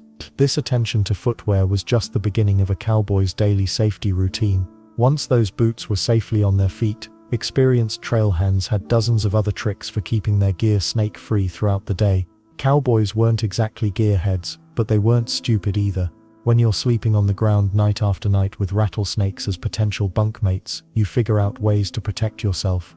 Enter the bivy bag solution. Though back then, they called it something more practical, like a bedroll sack or canvas wrapper. These weren't the fancy lightweight bivy bags you see modern backpackers using. We're talking about heavy-duty canvas contraptions that could practically stop a bullet, let alone a snake's fangs. Some cowboys stitched together their own using sail canvas or wagon covers. Others bought ready-made versions from supply stores in cattle towns. The concept was brilliantly simple. Wrap yourself up like a human burrito, and let the fabric do the worrying. The beauty of a bivy sack wasn't just snake protection. Think about it. You're camping in areas where scorpions scuttle around like tiny armored tanks, where spiders the size of silver dollars make themselves at home in your bedroll, and where every variety of biting, stinging, crawling critter sees your warm body as either a threat or a cozy hiding spot. A good canvas bivy created a barrier between you and pretty much everything that went bump in the night. But here's where it gets interesting. Cowboys discovered that snakes actually had a tough time with canvas. Unlike your skin or thin clothing, thick canvas doesn't give snakes much to work with. Even if a curious rattler did investigate the strange human-shaped lump, those fangs had to penetrate multiple layers of tightly woven fabric. Most of the time, it just wasn't worth the snake's effort. The ground barrier aspect proved just as crucial. Sleeping directly on dirt meant any snake could slither right up against your back or legs without you knowing. Canvas underneath created a buffer zone. More importantly, it eliminated those tiny gaps and crevices where smaller critters like to hide. You know how uncomfortable it is sleeping on a lumpy mattress? Well, try sleeping on ground where every bump might be a coiled snake. Cowboys learned to modify their bivy setups based on the terrain. In rocky areas, they'd use extra padding underneath to smooth out the surface. The last thing you wanted was a gap between the canvas and the ground. That's like leaving the front door open for unwanted visitors. Some resourceful cowboys even learned to tuck the edges of their bivvy bags to create a sealed sleeping environment. Then there's the bug factor that modern campers still deal with: mosquitoes, flies, ticks, chiggers, all the tiny vampires that make outdoor sleeping miserable. A properly designed bivvy bag kept these pests outside where they belonged. Cowboys working near rivers or marshy areas swore by full coverage bivvies. Without them, you'd wake up looking like you'd been used as a dartboard by every flying insect in the territory. The really smart cowboys figured out ventilation tricks too. Completely sealing yourself in canvas sounds great until you wake up drowning in your own sweat or gasping for air. Strategic openings near the head allowed for breathing while keeping the body fully protected. Some even rigged up simple flaps that could be adjusted based on weather conditions. What's fascinating is how cowboys adapted this concept for different situations. During cattle drives, speed mattered. Your bivvy had to roll up quickly and strap onto your horse without fuss. Cowboys developed techniques for folding and securing their canvas bags that would make a Navy sailor proud. Everything had its place and everything could be packed in under 2 minutes. Modern outdoor enthusiasts have basically stolen this entire playbook. Today's bivvy bags use high-tech fabrics that breathe better than canvas while still providing excellent protection. But the fundamental concept remains exactly the same: create a barrier between yourself and everything that wants to bite, sting, or crawl on you while you sleep. The psychological aspect shouldn't be overlooked either. When you're wrapped in a good bivvy bag, you sleep better, period. Instead of jerking awake at every rustle or scrape, you rest knowing there's a protective layer between you and the night. Cowboys who used bivvies regularly reported better sleep quality, which meant better alertness during the day. That's not just comfort, that's survival. And the weird part is, snakes seem to understand the message. A cowboy rolled up in canvas looked less like a sleeping human and more like a piece of equipment. Snakes hunting for warm-blooded prey often passed right by bivvy bags without a second glance. But even with all this protection, morning routines remained crucial. Canvas might stop a snake from crawling into bed with you, but it couldn't prevent one from taking shelter near your gear or boots. The bivvy bag was just one layer of defense in a comprehensive strategy for surviving snake country. Nothing attracts snakes quite like a messy camp full of food scraps and scattered gear. Cowboys learned this lesson the hard way after waking up to find unwanted visitors investigating last night's dinner remains. The trail might have been tough, but keeping a clean camp, that was survival 101. Food scraps were like sending out dinner invitations to every rodent within miles. And guess what follows rodents around? You got it, snakes. Cowboys who tossed their leftover beans and hardtack around camp might as well have hung up a neon sign saying "free buffet this way." Smart trail hands cleaned up every crumb before rolling out their bedding. Makes sense, right? The cleanup routine wasn't just about being tidy. It was about breaking the food chain that led straight to their sleeping spots. Mice and rats would show up first, drawn by any leftover grub. Then the snakes would follow, hunting those same rodents right through the middle of camp. Cowboys figured out pretty quickly that preventing this dinner party was way easier than dealing with the aftermath. But here's where it gets tricky. Storing food far from camp wasn't always simple on the open range. Cowboys had to balance keeping food away from their sleeping area while still protecting it from other critters like coyotes and bears. Most trail hands hung their food supplies from saddle horns or packed everything tight in canvas bags, then moved these stashes at least 50 feet from the bedrolls. Water was another challenge. Cowboys needed it close enough for cooking and drinking, but water sources naturally attracted all kinds of wildlife. The smart move was setting up camp within walking distance of water, not right next to it. This gave them access without turning their sleeping area into Grand Central Station for every thirsty animal in the territory. Then there's the gear situation. Saddles, ropes, boots, and tools scattered around camp created perfect hiding spots for snakes seeking shelter. Cowboys learned to stack their equipment in neat piles away from sleeping areas. Everything had its place, and that place wasn't randomly dropped wherever they happened to dismount. Saddles were especially important to keep organized. These expensive pieces of equipment couldn't just be tossed aside, but they also made excellent snake hideouts if left in the wrong spot. Most cowboys propped their saddles up against logs or rocks, creating barriers rather than caves. The goal was making gear visible and accessible, not mysterious and snake-friendly. Camp discipline meant more than just organization. It meant thinking like a snake. Where would a rattler want to hide during the day? Under that pile of rope you just dropped. Where might it hunt at night? Right through that scattered mess of tin plates and food scraps you left behind. Well, the best cowboys treated their temporary camps like they were setting up in their own backyard. Would you leave rotting food and messy gear piles in your yard? Probably not. The same logic applied out on the trail, except the consequences were potentially much more serious than attracting neighborhood cats. Some trail hands got creative with their storage solutions. They'd dig small pits for food scraps, then cover them with rocks to keep scavengers out. Others burned their organic waste in the campfire, leaving nothing behind that might attract hungry visitors. The key was making sure nothing edible remained accessible once the sun went down. Personal hygiene items and cooking equipment needed attention too. Soap, leftover cooking grease, and even dirty dishwater could attract animals if not handled properly. Cowboys washed their gear downstream from camp and disposed of wash water far from their sleeping area. Every little detail mattered when you're trying to avoid midnight snake encounters. And the weird part is how quickly good habits became automatic. New cowboys might grumble about all the cleanup rules at first, but after a few weeks on the trail, tidying up became as natural as checking your horse's hooves. Nobody wanted to be the guy whose sloppy habits brought snakes into camp.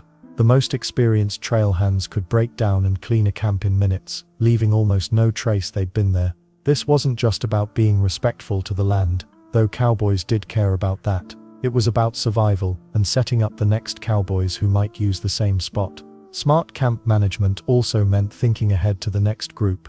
Cowboys often reused good camping spots along popular cattle routes. Leaving a clean, organized site meant the next trail crew would have better luck avoiding wildlife problems. It was an unwritten code of the range. But even the cleanest camps couldn't eliminate every risk. Snakes don't just follow food, they also seek shelter, water, and comfortable temperatures. That's where the morning routine becomes critical, and experienced cowboys developed specific techniques for checking their gear safely. Those boot-shaking habits we hear so much about. They weren't just paranoia. Cowboys knew something city folk didn't. Nature provides its own alarm system. When you're sleeping under nothing but stars with rattlesnakes prowling around, you learn to appreciate every warning the wilderness gives you. The rattlesnake's tail, that's basically a biological security system that's been protecting both snakes and humans for thousands of years. Most people think rattling means a snake is getting ready to attack. Wrong. It's actually the snake saying, "Hey, back off, I don't want any trouble." Smart rattlesnakes figured out long ago that biting something as big as a human or horse usually doesn't end well for them either. The rattle is their way of avoiding a fight they'd rather skip entirely. Cowboys could hear that distinctive buzzing sound from up to 60 feet away on a quiet night. That's plenty of distance to change direction or grab a lantern for a better look. The sound cuts through most other nighttime noises, crickets, wind, even cattle shifting around. It's got a dry, papery quality that's unmistakable once you've heard it a few times. But here's where things get tricky. Night sounds can fool you. Cricket chirps, grasshoppers rubbing their legs together, even dried leaves rustling in the wind. They all create background noise that could mask or mimic a rattle. Cowboys learned to pause and really listen when they heard anything suspicious. Better to spend 30 seconds standing still than to step on something that bites back. The really experienced trail hands could tell you more than just snake nearby from the sound. A big diamondback's rattle sounds different from a smaller prairie rattler. Bigger snakes have more segments on their rattles, creating a deeper, more sustained buzz. Younger snakes might only manage a few quick clicks. Some old-timers claimed they could estimate the size of a snake just by listening to its tail music. And the weird part is, snakes don't always rattle before they strike. If you surprise one, step on it, roll over onto it in your sleep, or corner it, it might bite first and rattle later. The warning system works best when the snake has time to notice you coming and decides you're worth warning off. Sudden encounters, all bets are off. Cowboys also learned that rattles don't last forever. Each time a snake sheds its skin, it adds a new segment to the rattle. But the older segments can break off from use, weather, or just wear and tear. A massive old snake might have a tiny rattle that barely makes noise, while a younger snake could sound like a maraca at a Mexican fiesta. Temperature affects the whole system too. Cold snakes move slower, including their tails. On chilly mornings or cool nights, a rattlesnake's warning might sound sluggish or weak. Hot weather makes them more energetic, but also more likely to be hiding in shade rather than crossing open ground where cowboys might encounter them.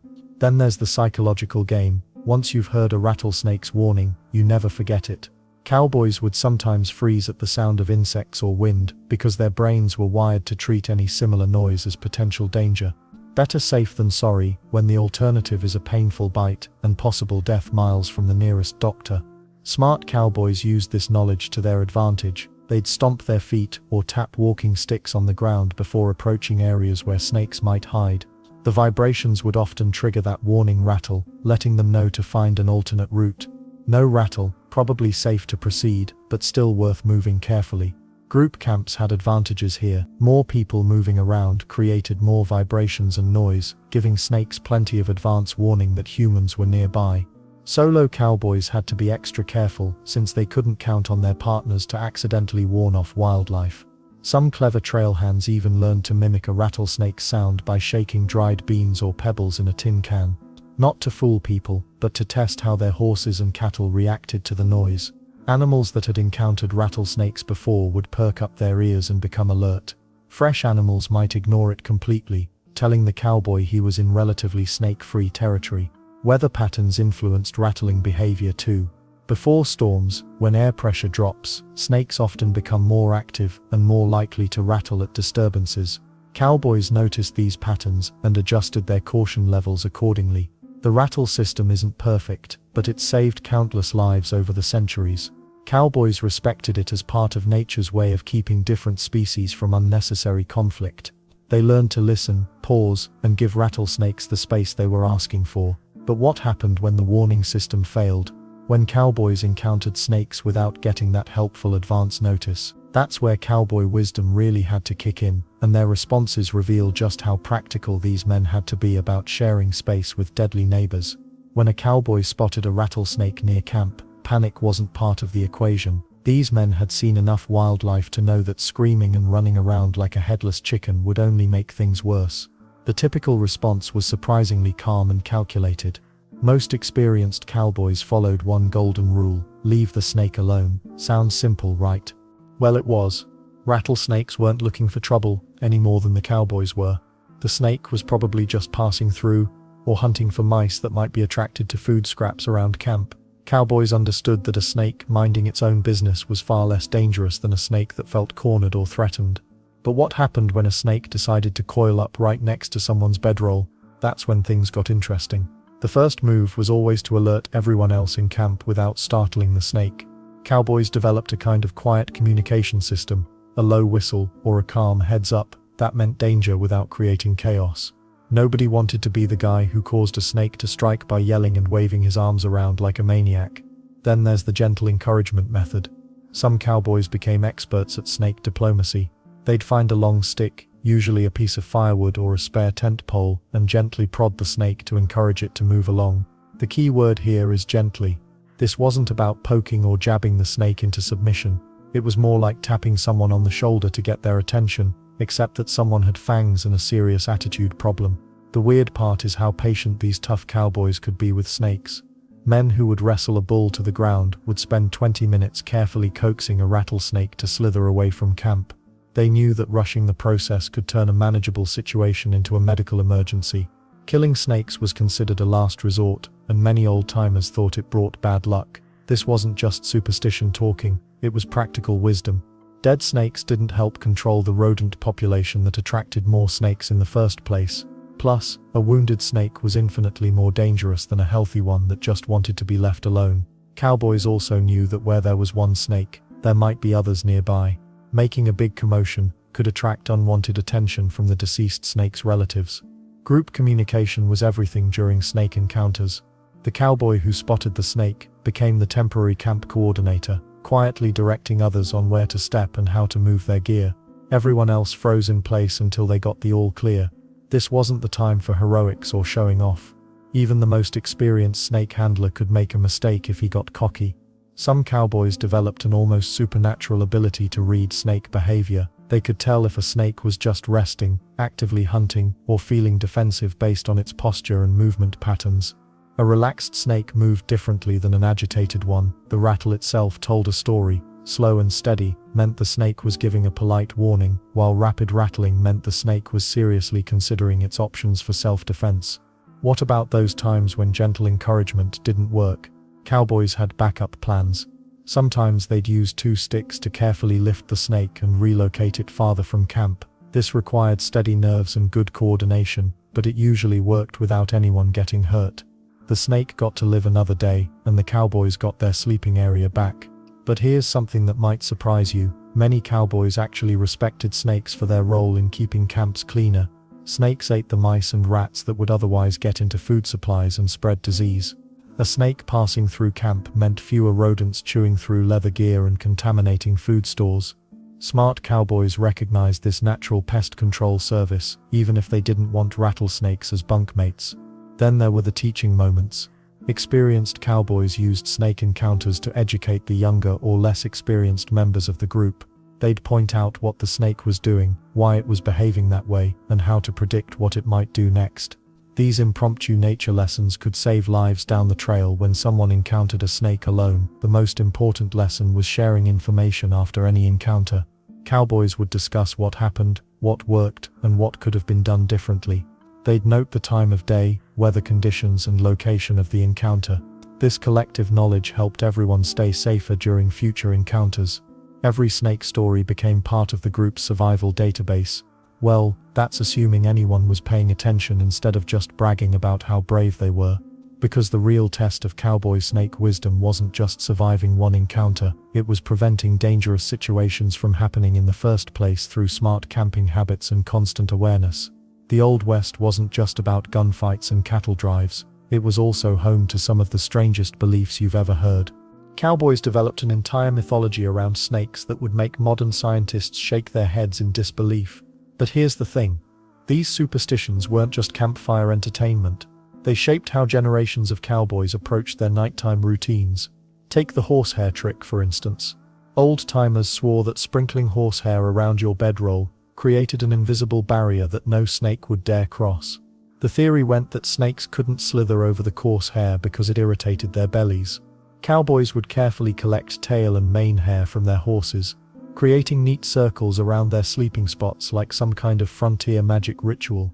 Did it work? Well, that depends on who you ask. The rope trick was even more popular. Cowboys believed that laying a hemp rope in a complete circle around their camp would keep every snake out.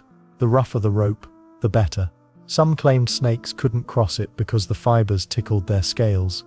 Others insisted it was the smell of the hemp that repelled them. Whatever the reason, you'd see cowboys religiously arranging their lassos each night, treating them like protective barriers instead of working tools. Then there were the moon phase believers. These cowboys tracked lunar cycles like astrologers, convinced that rattlesnakes only struck during certain moon phases. New moon nights were considered the most dangerous because snakes supposedly became more aggressive in complete darkness. Full moon nights had their own risks. Too much light made snakes bolder, according to the stories. Cowboys would adjust their entire sleeping arrangements based on what they saw in the night sky.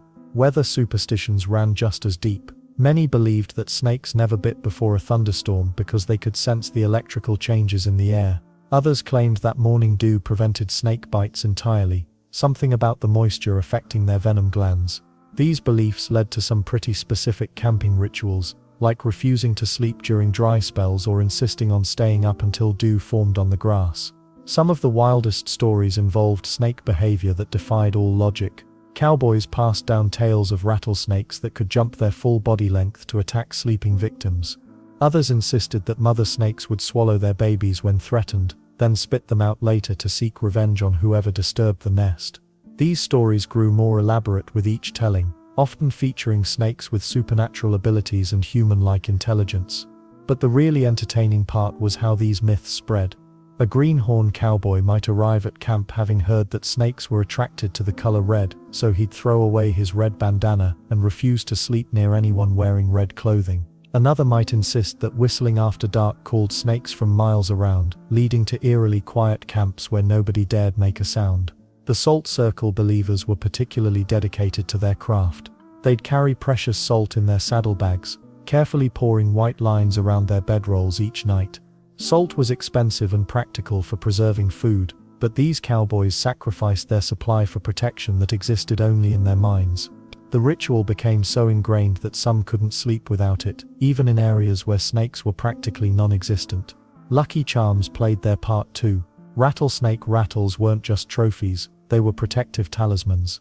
Cowboys wore them on their hats or kept them in their pockets, believing that carrying part of a snake would ward off attacks from living ones. The bigger the rattle, the stronger the protection. Some cowboys collected dozens of rattles, turning their gear into musical instruments that jangled with every step. What's fascinating is how these superstitions mixed with actual useful knowledge.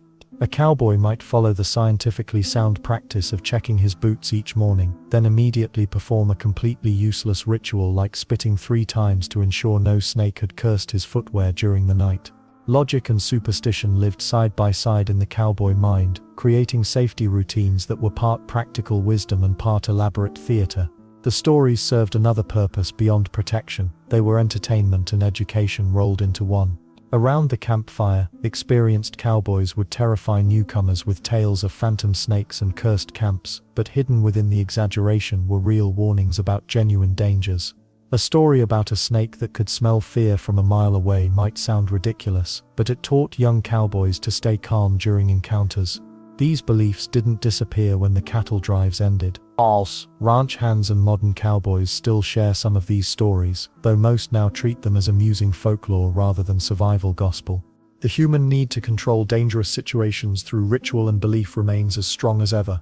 Understanding these superstitions helps explain why cowboy culture developed such elaborate nighttime routines. When you believe your life depends on following specific steps, you don't skip any of them. But what happened when superstition met reality and a snake actually bit someone? Getting bitten by a rattlesnake wasn't a death sentence for cowboys, but it sure wasn't a fun way to spend your Tuesday either. Most folks today think snake bites meant instant doom on the frontier. The truth? Way less dramatic than Hollywood makes it seem. Here's something that might surprise you. Most rattlesnake bites happened to hands and feet, not sleeping bodies. Cowboys weren't getting chomped while dreaming about beans and bacon. Nope, they got bit while reaching for firewood, putting on boots without checking, or stepping carelessly around camp during evening chores. Makes sense when you think about it. Snakes don't exactly climb up on sleeping people for midnight snacks. The real numbers tell a different story than the Wild West legends. Less than 1 in 600 snake bites in the United States turns fatal. Even back in cowboy days, when medical care meant pray hard and ride fast to town, most bitten cowboys lived to tell the tale. They might lose some work time, sure, maybe spend a few miserable days with a swollen leg or arm, but dying, that was actually pretty rare.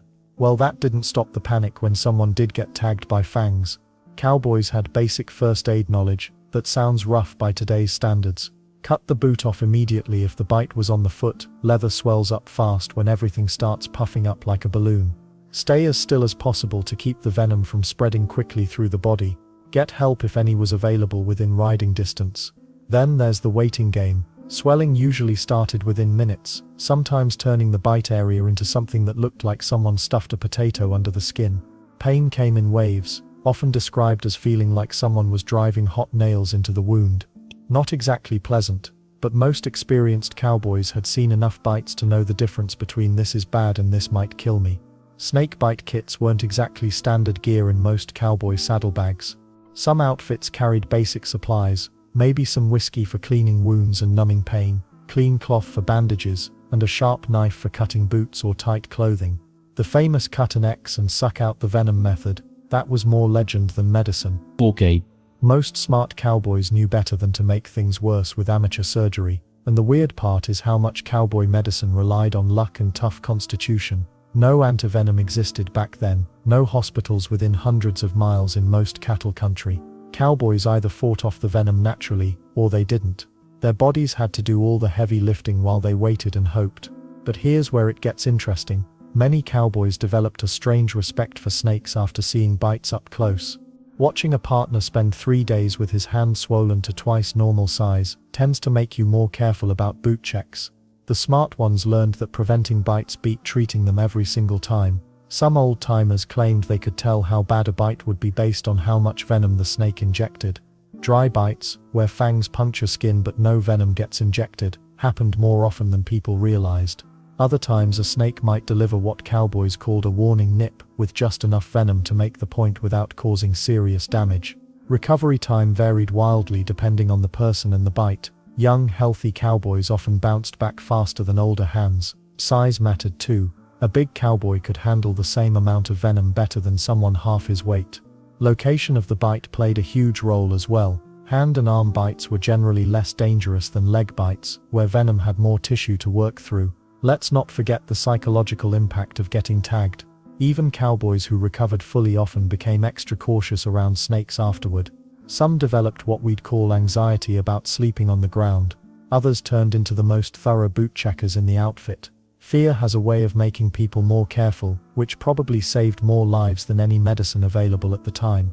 The aftermath of serious bites sometimes included permanent damage. Fingers or toes might stay partially numb for months. Scars marked the spot where fangs had done their work. A few unlucky souls developed infections that caused more problems than the original venom. But most cowboys healed up and got back to work, though they usually had some colorful stories to share around future campfires. What happened when a bite turned really serious depended on how far the outfit was from civilization. Some cowboys died not from venom, but from complications that came later. Others got lucky and found help from unexpected sources, maybe a town doctor passing through, or another outfit with someone who'd seen enough snake bites to know what worked.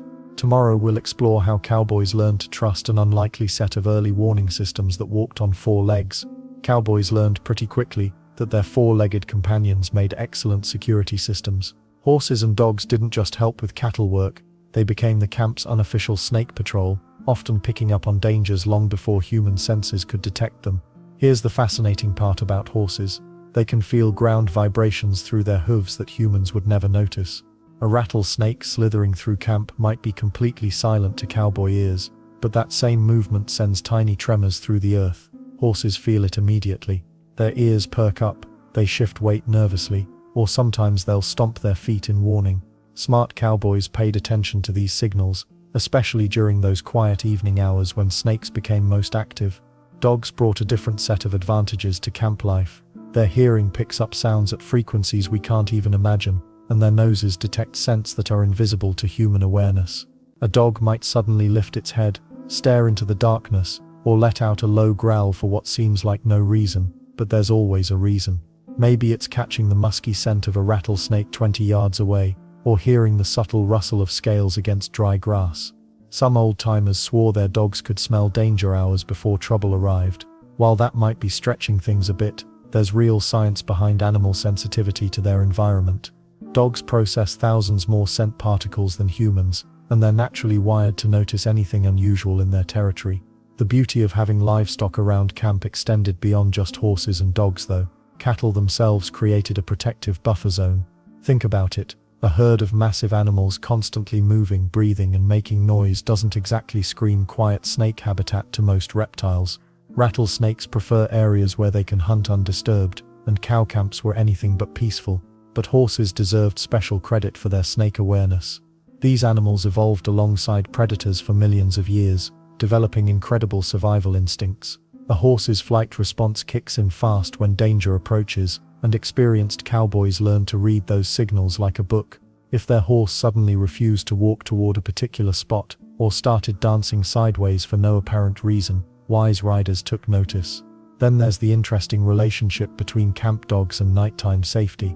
Most working dogs stayed alert even while resting, keeping one ear tuned to unusual sounds. Cowboys often arranged their bedrolls in a rough circle with dogs positioned around the perimeter, not by accident.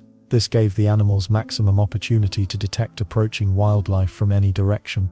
The weird part is how different animals react to snake presence. Horses might stomp and snort, making lots of noise to warn the snake away.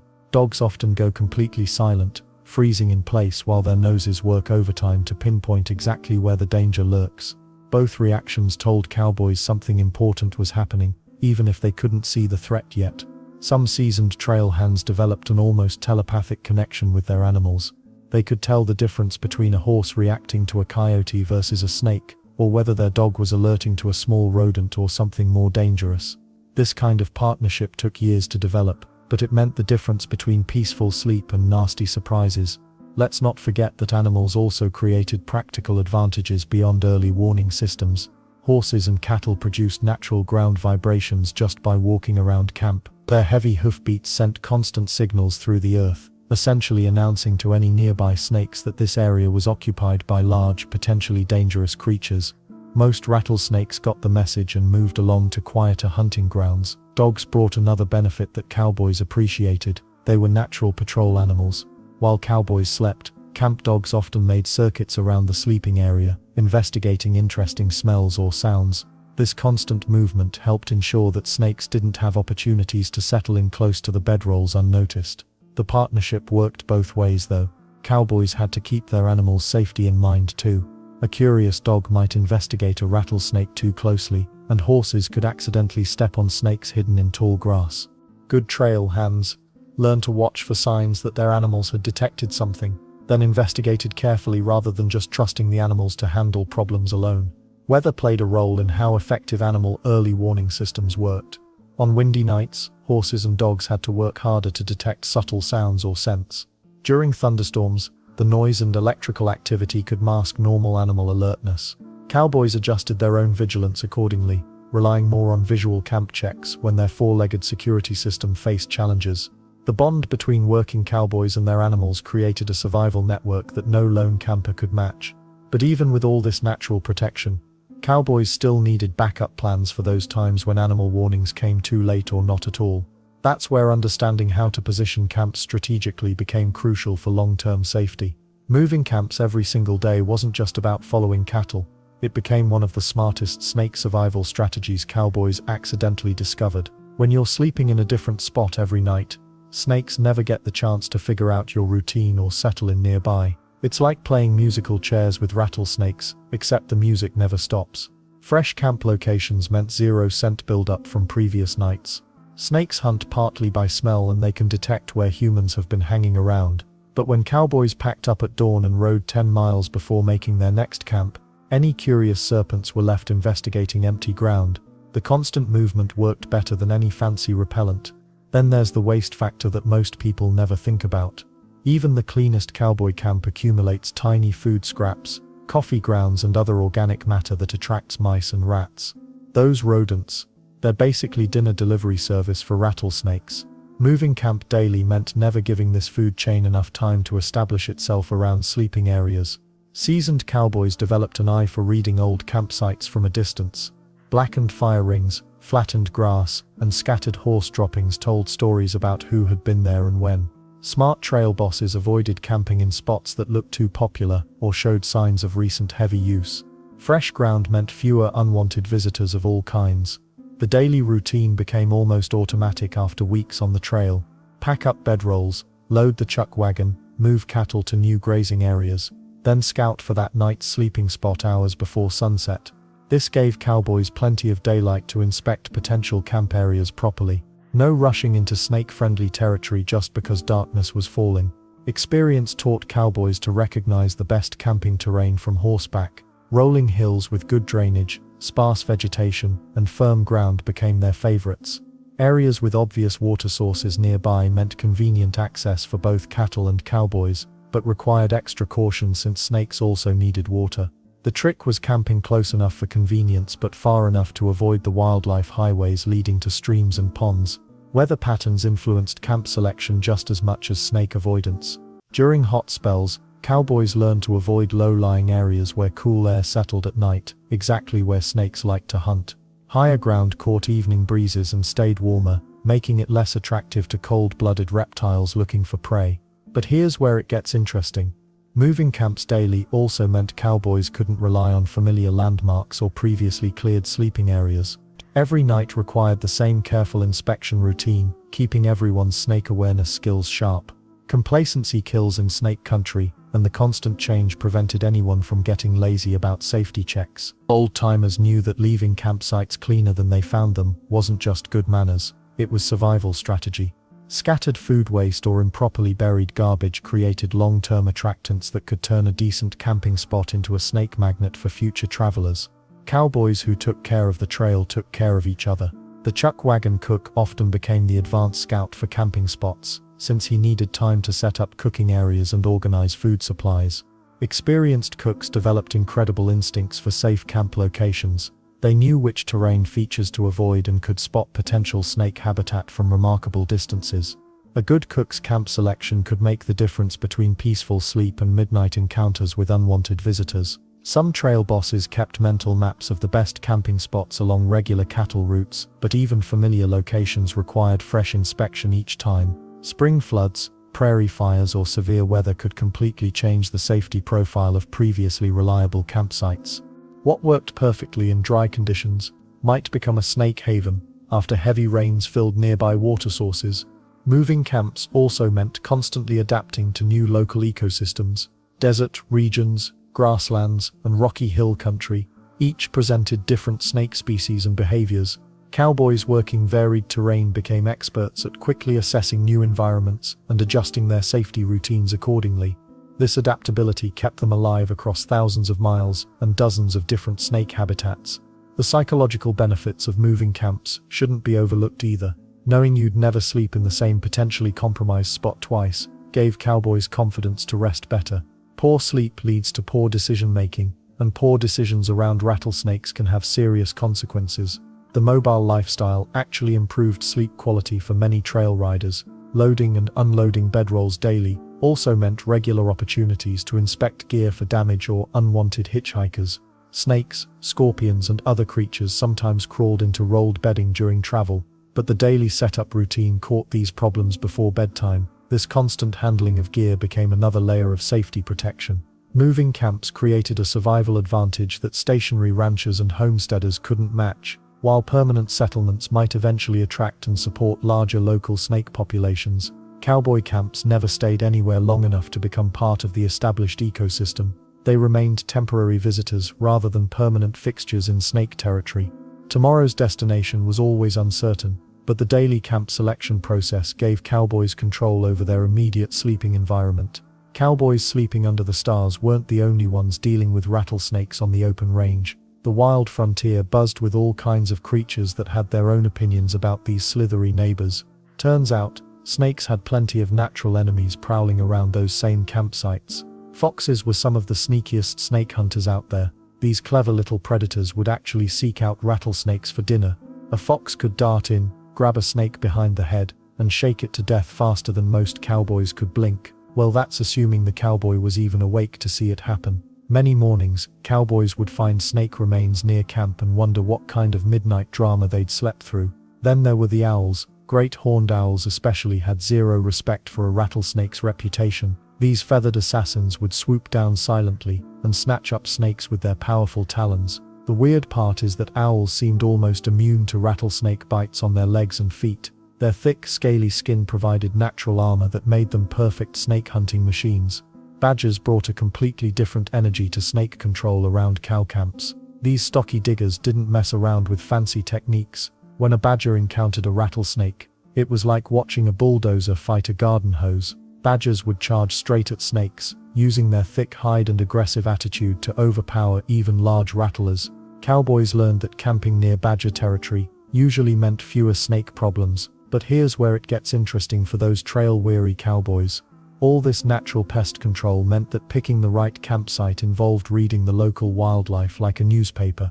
Smart cowboys paid attention to animal signs that told them which predators lived in the area. Hawks and eagles also joined the snake hunting party during daylight hours. Red-tailed hawks were particularly good at spotting rattlesnakes from high above. A cowboy might watch a hawk circle overhead, then dive down to grab something from the grass. Chances were good that something was a snake that wouldn't be bothering anyone that night. King snakes deserved special mention in this predator lineup.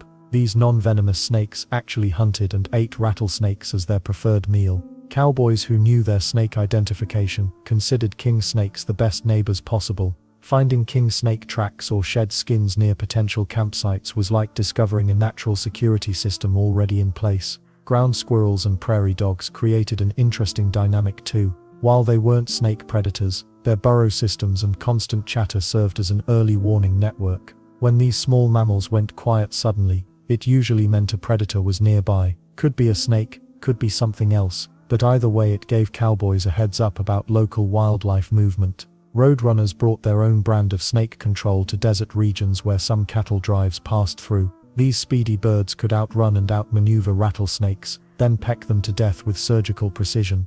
Watching a roadrunner work was like seeing nature's version of a professional snake wrangler in action. The competition between all these predators created what naturalists call ecological balance.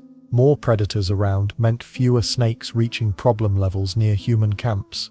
Cowboys didn't need to understand the fancy scientific terms, but they definitely understood the practical results.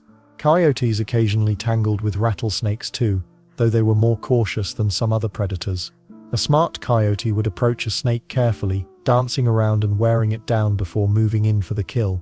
Cowboys sometimes heard these battles happening in the distance during quiet nights. Wild hogs presented another interesting case. These tough animals had thick skin and seemed relatively resistant to snake bites. When hogs moved through an area, they'd root around and disturb snake hiding spots, often killing any rattlers they encountered. Problem was, hogs also tore up campsites something fierce, so cowboys had mixed feelings about having them around. Ravens and crows showed up as opportunistic snake hunters too. While they preferred scavenging dead snakes to hunting live ones, they'd sometimes gang up on a rattler and harass it until other predators finished the job. Their loud calls also alerted cowboys to snake activity nearby. Understanding these natural relationships helped experienced cowboys choose campsites with built-in security systems. A spot with fox dens nearby was usually safer than camping in areas where predators seemed scarce. The sounds of owls hooting overhead meant flying snake patrol was on duty. All this wildlife activity created a complex ecosystem where rattlesnakes had to work much harder to survive and thrive. Competition for food, constant predation pressure, and territorial disputes kept snake populations from getting out of hand in most areas. Smart cowboys learned to read these natural signs and use them to their advantage. But even with all this natural help from the animal kingdom, there were still plenty of environmental factors that determined whether a campsite would be snake-friendly or snake-free. Cowboys working cattle drives faced wildly different challenges depending on where their herds wandered. Desert terrain, that meant rocky outcrops, scattered boulders, and countless crevices where rattlesnakes could tuck themselves away for the day. Prairie land, rolling grasslands that seemed peaceful but hid their own serpentine surprises.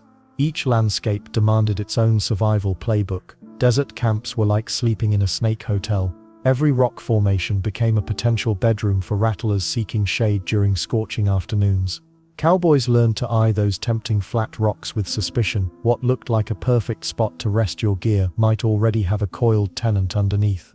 The hard, sun-baked ground made it easier to spot snake tracks in dusty areas, but it also meant your bedroll sat on unforgiving terrain that could bruise your bones by morning. Then there's the tricky business of desert water sources. Springs and creek beds drew everything with fangs, hooves, or wings for miles around. Cowboys needed water for themselves and their herds, but these oasis spots turned into wildlife highways after dark. Smart trail hands learned to camp uphill from water sources when possible, letting thirsty animals approach from below while keeping their sleeping area on higher, drier ground. Prairie camping felt deceptively safer to greenhorn cowboys. All that open grass looked harmless enough during daylight hours. But tall prairie grass created a hidden maze where snakes could slither undetected right up to your bedroll. The soft, loamy soil made for comfortable sleeping, sure, but it also muffled the sound of approaching animals until they were practically stepping on your blanket. Seasoned cowboys working prairie drives developed a peculiar habit of stomping in wider circles around their chosen sleeping spots. Desert veterans might check under 3 or 4 nearby rocks, but prairie hands learned to stomp and listen across a much broader area. Grass snakes don't always rattle as readily as their desert cousins, making the vibration warning system even more critical on grassland terrain. Weather patterns hit each landscape differently too. Desert nights could swing from blazing heat to surprising cold within hours, driving snakes to seek warm spots like the area around dying campfires or beneath thick bedrolls. Prairie weather tended toward steadier patterns, but summer thunderstorms could flood low-lying areas and push all kinds of critters toward higher, drier ground where cowboys typically made camp. The weird part is how each terrain shaped different inspection routines. Desert cowboys became obsessive about checking every piece of gear, knowing that scorpions and snakes loved crawling into boots, saddlebags, and the folds of canvas tarps. Prairie hands focused more on ground preparation, spending extra time clearing tall grass and checking for burrow holes that might indicate underground snake dens nearby. Food storage strategies shifted between landscapes too. Desert camps dealt with fewer trees, meaning cowboys had to get creative about hanging provisions away from ground-dwelling scavengers. Prairie camps offered more options for elevated storage, but the abundance of small mammals in grasslands meant more snake food sources, and therefore more snakes following the buffet line toward cowboy camps. Let's not forget how each terrain affected the horses and cattle themselves. Desert-wise livestock learned to step carefully around rocky areas and rarely grazed close to boulder fields. Prairie-raised animals sometimes walked right into trouble, stepping on snakes hidden in tall grass they couldn't see through. Cowboys adjusted their animal management based on how their four-legged partners reacted to each environment. Some trail bosses preferred hiring hands with experience in both terrains. Desert expertise meant knowing how to spot danger in rocky hiding places and understanding how heat affected snake behavior. Prairie knowledge involved reading grass patterns, understanding how moisture drew different wildlife, and recognizing the subtle signs of snake movement in vegetation. But here's what really separated experienced cowboys from the lucky survivors: understanding that the same safety rules didn't work everywhere.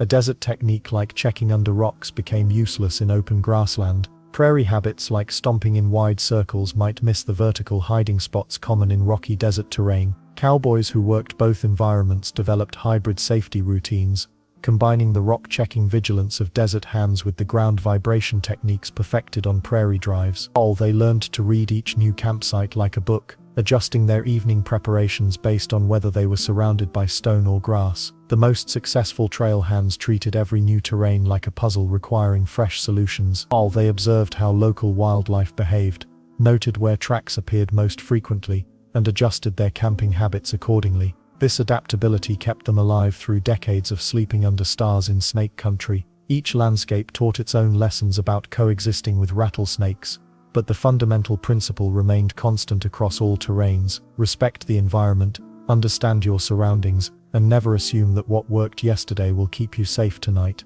Whether surrounded by rocks or grass, the smart cowboy stayed alert, stayed flexible, and never stopped learning from the land beneath their bedroll. Understanding how snake behavior changes with terrain was just one piece of the puzzle, but knowing the science behind how these creatures actually sense and track humans revealed even more crucial survival secrets. Rattlesnakes might seem like simple creatures, but they're actually equipped with some of the most sophisticated hunting technology in the animal kingdom. Cowboys who understood these abilities had a huge advantage when it came to staying safe during those long nights under the stars. The more you know about how these snakes actually see and sense the world, the better you can outsmart them. Here's where it gets really wild. Rattlesnakes don't just rely on their eyes like we do. They've got these special organs called heat pits, located right between their eyes and nostrils. These pits can detect the tiniest changes in temperature. We're talking differences as small as a few degrees. A sleeping cowboy radiates body heat, like a human-shaped beacon in the cool night air. The snake can literally see that warmth from several feet away, even in complete darkness. But wait, there's more to this biological spy equipment. That famous forked tongue isn't just for show. Every time a rattlesnake flicks its tongue out, it's collecting chemical information from the air. Those tongue tips pick up scent molecules and transfer them to a special organ in the snake's mouth called the Jacobson's organ. Cowboys who'd been sweating all day, cooking over campfires and handling cattle were basically walking scent factories. A snake could taste human presence in the air long before seeing or hearing anything. The vibration detection system might be the most impressive trick of all. Snakes don't have external ears, but they're incredibly sensitive to ground vibrations. Their jawbones actually conduct these vibrations directly to their inner ears. When cowboys walked around camp, every footstep sent ripples through the earth that snakes could feel from surprising distances. A 200-pound cowboy stomping around in heavy boots created vibrations that traveled much farther than you'd expect. Smart cowboys learned to use this vibration sensitivity to their advantage. Before settling down for the night, they'd deliberately walk around their sleeping area with heavy steps. This wasn't just checking for obvious dangers, it was sending a clear message to any nearby snakes that big, potentially dangerous creatures were occupying this space. Most rattlesnakes got the hint and moved along to quieter neighborhoods. Then there's the curious fact about snake vision itself. Rattlesnakes actually have pretty decent eyesight during the day, but they're not great at seeing stationary objects. Movement catches their attention much more than still shapes. A cowboy lying perfectly still in his bedroll might not register as clearly as someone tossing and turning. However, that heat-sensing ability more than makes up for any visual limitations once the sun goes down. Cowboys also figured out something interesting about scent masking. While campfire smoke didn't necessarily repel snakes, it could sometimes interfere with their chemical detection systems.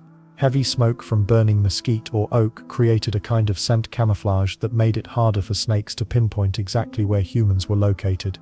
This wasn't foolproof protection, but every little advantage helped during those vulnerable sleeping hours. The detection range of these snake senses surprised many greenhorn cowboys. Heat pits work effectively up to about 3 feet away, but under ideal conditions they can detect large warm objects from even farther. Scent detection through tongue flicking covers much greater distances, especially when wind carries odors. Ground vibration sensitivity varies with soil type, but loose sand or soft earth can carry footstep vibrations for dozens of yards. What really amazed experienced trail hands was how snakes combined all these senses together. They weren't relying on just one detection method, they were running a complete sensory analysis of their environment. A rattlesnake might first detect distant vibrations, then use scent to confirm what kind of creature was approaching, and finally switch to heat detection for precise location tracking. It's like having night vision, chemical analysis, and motion sensors all rolled into one survival package. Understanding these capabilities changed how thoughtful cowboys approached their evening routines. Instead of just making noise randomly, they learned to create deliberate vibration patterns that clearly announced human presence. Rather than trying to mask all human scent, they focused on avoiding areas where wind patterns might carry their smell toward likely snake hiding spots. The really clever part was learning to think like a snake using these same senses. Cowboys started paying attention to heat patterns around their camps, noticing how warmth collected in certain areas or how rocks retained heat differently than open ground. They became more aware of scent trails and how cooking odors or horse smells might attract the rodents that snakes hunted. But here's what made all this knowledge truly valuable. It helped cowboys predict snake behavior rather than just react to it. When you understand that a snake is getting multiple types of information about your presence, you can make choices that influence what messages you're sending. And speaking of behavioral predictions, the way cowboys adapted these insights to handle different weather conditions and seasonal changes made all the difference in year-round trail safety. Weather changes everything when you're sleeping under the open sky with rattlesnakes as potential bedmates. Cowboys couldn't just roll out their blankets and hope for the best when Mother Nature decided to throw a curveball. They had to think like the snakes themselves, predicting where these slithering neighbors would go when temperatures shifted or storms rolled in. Hot summer nights turned the whole game upside down. While city folks complained about sweating through bedsheets, cowboys knew the real danger was just beginning. Rattlesnakes become night owls when the sun bakes the ground all day. They hide in whatever shade they can find during those scorching afternoons, then come alive after sunset to hunt for dinner. This meant cowboys had to be extra careful during their most vulnerable hours. The weird part: snakes don't just randomly wander around in the heat.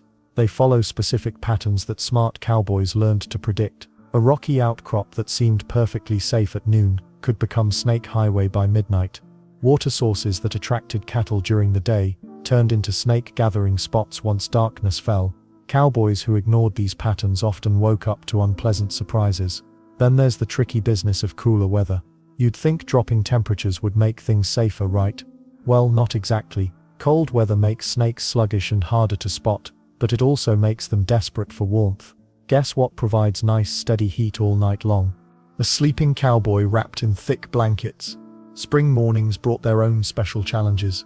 Snakes emerging from winter hiding spots were often grumpy, confused, and more likely to strike first and ask questions later.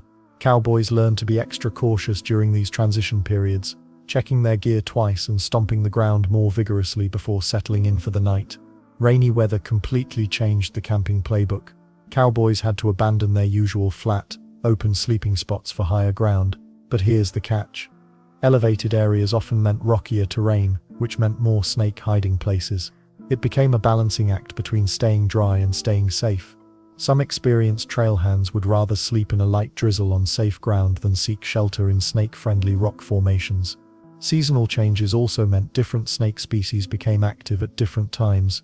Spring brought out the younger, more aggressive snakes. Summer meant larger, more territorial adults. Fall created competition as snakes prepared for winter, making them more likely to defend good hiding spots. Cowboys who worked the same routes year after year developed mental maps of where problems were most likely to occur during each season. Wind added another layer of complexity that most people never consider. Strong gusts could mask the sound of rattles, making it harder to detect nearby snakes. But wind also carried scent away from camp, sometimes making the area less attractive to hunting snakes. Cowboys learned to position their bedrolls with prevailing winds in mind, using air movement as an ally rather than fighting against it. The really smart cowboys started watching animal behavior as their weather prediction system. Cattle bunching together often signaled incoming storms. Horses getting restless meant atmospheric pressure changes that could affect snake activity. Even the insects changed their patterns before weather shifts, and experienced trail hands learned to read these natural signs like a book. Winter camping presented the biggest puzzle of all.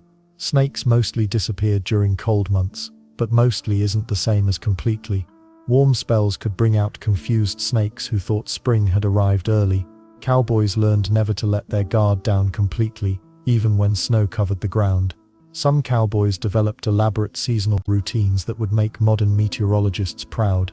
They'd adjust their camp inspection methods based on temperature, humidity, and time of year. Summer camps got checked 3 times instead of twice. Spring bedrolls were shaken more vigorously. Fall camps were positioned further from rock piles where snakes might be seeking winter shelter. The temperature sweet spot became common knowledge among experienced hands.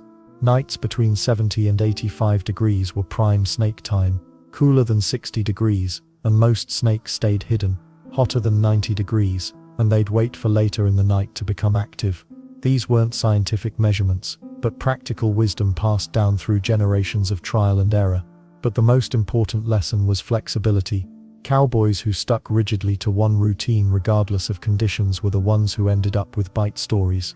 The weather-smart hands adapted their safety measures to match what nature was throwing at them. They understood that surviving snake country meant thinking like a snake, predicting their moves based on the same environmental cues the reptiles used. This constant adaptation to changing conditions was just one part of the cowboy survival puzzle. But there was safety in numbers, and sleeping alone versus sleeping with the group created entirely different challenges when it came to avoiding those midnight encounters with rattlesnakes. When you're out there in snake country, sleeping alone is like painting a target on your back. Cowboys figured this out pretty quick. Safety in numbers wasn't just some catchy phrase, it was survival 101. Here's the thing about group camping that most people miss. When multiple cowboys bedded down together, they created what you might call a disturbance zone. All that shuffling, snoring, and midnight trips to check on cattle sent constant vibrations through the ground. Snakes hate surprises just as much as cowboys do, and all that activity basically announced humans here, keep moving. But there's more to it than just making noise. Group sleeping meant someone was almost always awake. Trail drives required night watches anyway. Cattle don't guard themselves. While one cowboy kept an eye on the herd, he'd also spot any wildlife creeping toward camp. That extra set of eyes scanning the darkness. Pure gold when it came to avoiding unwanted visitors. The fire rotation system worked like clockwork too. Cowboys took turns feeding the flames throughout the night. Fresh wood every few hours meant consistent light and heat radiating from camp center. Snakes generally avoid bright, warm areas where they'd be exposed. Plus, whoever tended the fire would naturally walk around camp, creating more of those helpful ground vibrations. Smart trail bosses arranged sleeping spots in rough circles around the fire, not too close to get singed, but near enough to benefit from the light and warmth. This setup had a sneaky advantage. Any snake approaching camp would have to cross that lit zone where someone might spot it. Most rattlers turned around and found quieter places to hunt. Group dynamics also meant shared wisdom got passed around camp. The old-timers would school the greenhorns on proper boot-checking techniques. Experienced hands shared stories about close calls, teaching younger cowboys what warning signs to watch for. Knowledge spread faster than gossip when your life might depend on it. Then there's the buddy system angle that worked without anyone really planning it. Cowboys naturally paired off for various tasks, checking gear, gathering firewood, scouting the next day's route. Having a partner meant someone always had your back when you were focused on other things. If you missed a snake sign, chances were good your buddy would catch it. The noise factor can't be overstated either. A dozen cowboys settling in for the night created quite the racket. Bedrolls unrolling, boots dropping, gear clanking, conversations dying down gradually. All that commotion sent clear signals to every snake within hearing range. Most decided to hunt elsewhere rather than deal with the chaos. But here's where it gets interesting. Group sleeping also meant collective light sleepers. Cowboys developed this habit of waking up at the slightest unusual sound. Someone always seemed to hear that faint rattle or suspicious rustling that might slip past a solo sleeper. False alarms happened plenty, but better safe than sorry in snake country. Weather played into the group advantage too. During those blazing hot days when snakes sought shade, multiple cowboys could scout a wider area for the safest camping spot. More eyes meant better chances of spotting snake sign, shed skins, tracks in soft dirt, disturbed vegetation. Finding the right location became a team effort. The psychological benefits shouldn't be ignored either. Sleeping alone in the middle of nowhere, knowing rattlesnakes might be nearby, could mess with a cowboy's head. Nerves made people jumpy, and jumpy people made poor decisions. Having trusted partners close by helped everyone sleep better, which meant clearer thinking the next day. Group camps also allowed for better gear arrangements. Cowboys could pool resources for items like lanterns or extra tarps. Shared equipment meant better protection all around. Some outfits even designated one person as the unofficial camp medic, someone who knew basic snakebite treatment and kept whatever first aid supplies they could manage. Communication networks formed naturally too. Hand signals, whistles, and quiet calls between sleeping areas created early warning systems. If someone spotted a snake on one side of camp, word spread quickly to alert everyone else. These informal alarm systems saved plenty of skin over the years. The social aspect had unexpected benefits as well. Cowboys shared meals, stories, and responsibilities in ways that kept everyone more alert. Conversation before bedtime often included discussions about local wildlife, terrain challenges, and safety reminders. Ooh. These casual talks reinforced good habits without feeling like lectures. Modern research backs up what those old cowboys knew instinctively. Prey animals and snakes hunting those prey animals avoid areas with high human activity. All large groups create exactly the kind of busy environment that makes wildlife nervous. It's nature's way of preventing dangerous encounters. Group sleeping wasn't foolproof, but it stacked the odds heavily in the cowboys' favor. Multiple people meant multiple chances to spot danger, share knowledge, and maintain the kind of active camp environment that snakes naturally avoided. Of course, all this group protection only worked if everyone followed the same safety rules, which brings us to an interesting point about the tools and gear cowboys used to make their sleeping arrangements even safer. Cowboys weren't exactly known for carrying the latest gear catalogs, but they sure knew how to make what they had work better. Over the decades, those basic bedrolls that kept trail hands alive evolved into something more protective. What started as a simple blanket wrapped around a tarp became a sophisticated sleeping system that could handle whatever the wilderness threw at it. The original cowboy bedroll was pretty straightforward: canvas tarp on the bottom, wool blankets in the middle, and maybe another piece of canvas on top. But here's where it gets interesting. Some of the smarter cowboys started adding thick felt mats or even old saddle blankets underneath their regular bedding. These extra layers didn't just make sleeping more comfortable. They created a thicker barrier that snake fangs couldn't punch through easily. Well, turns out necessity really is the mother of invention.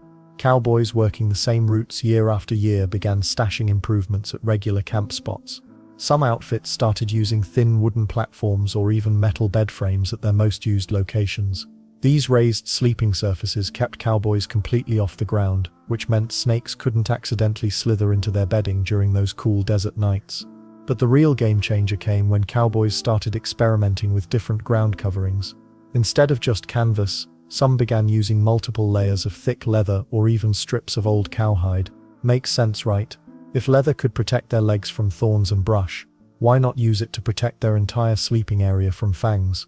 The weird part is how these improvements spread across the cowboy community. There wasn't exactly a trade magazine passing around tips. Information traveled through bunkhouses, saloons, and around campfires. A cowboy who'd survived 20 years without a snake bite was worth listening to, especially when he showed off some clever modification to his bedroll setup.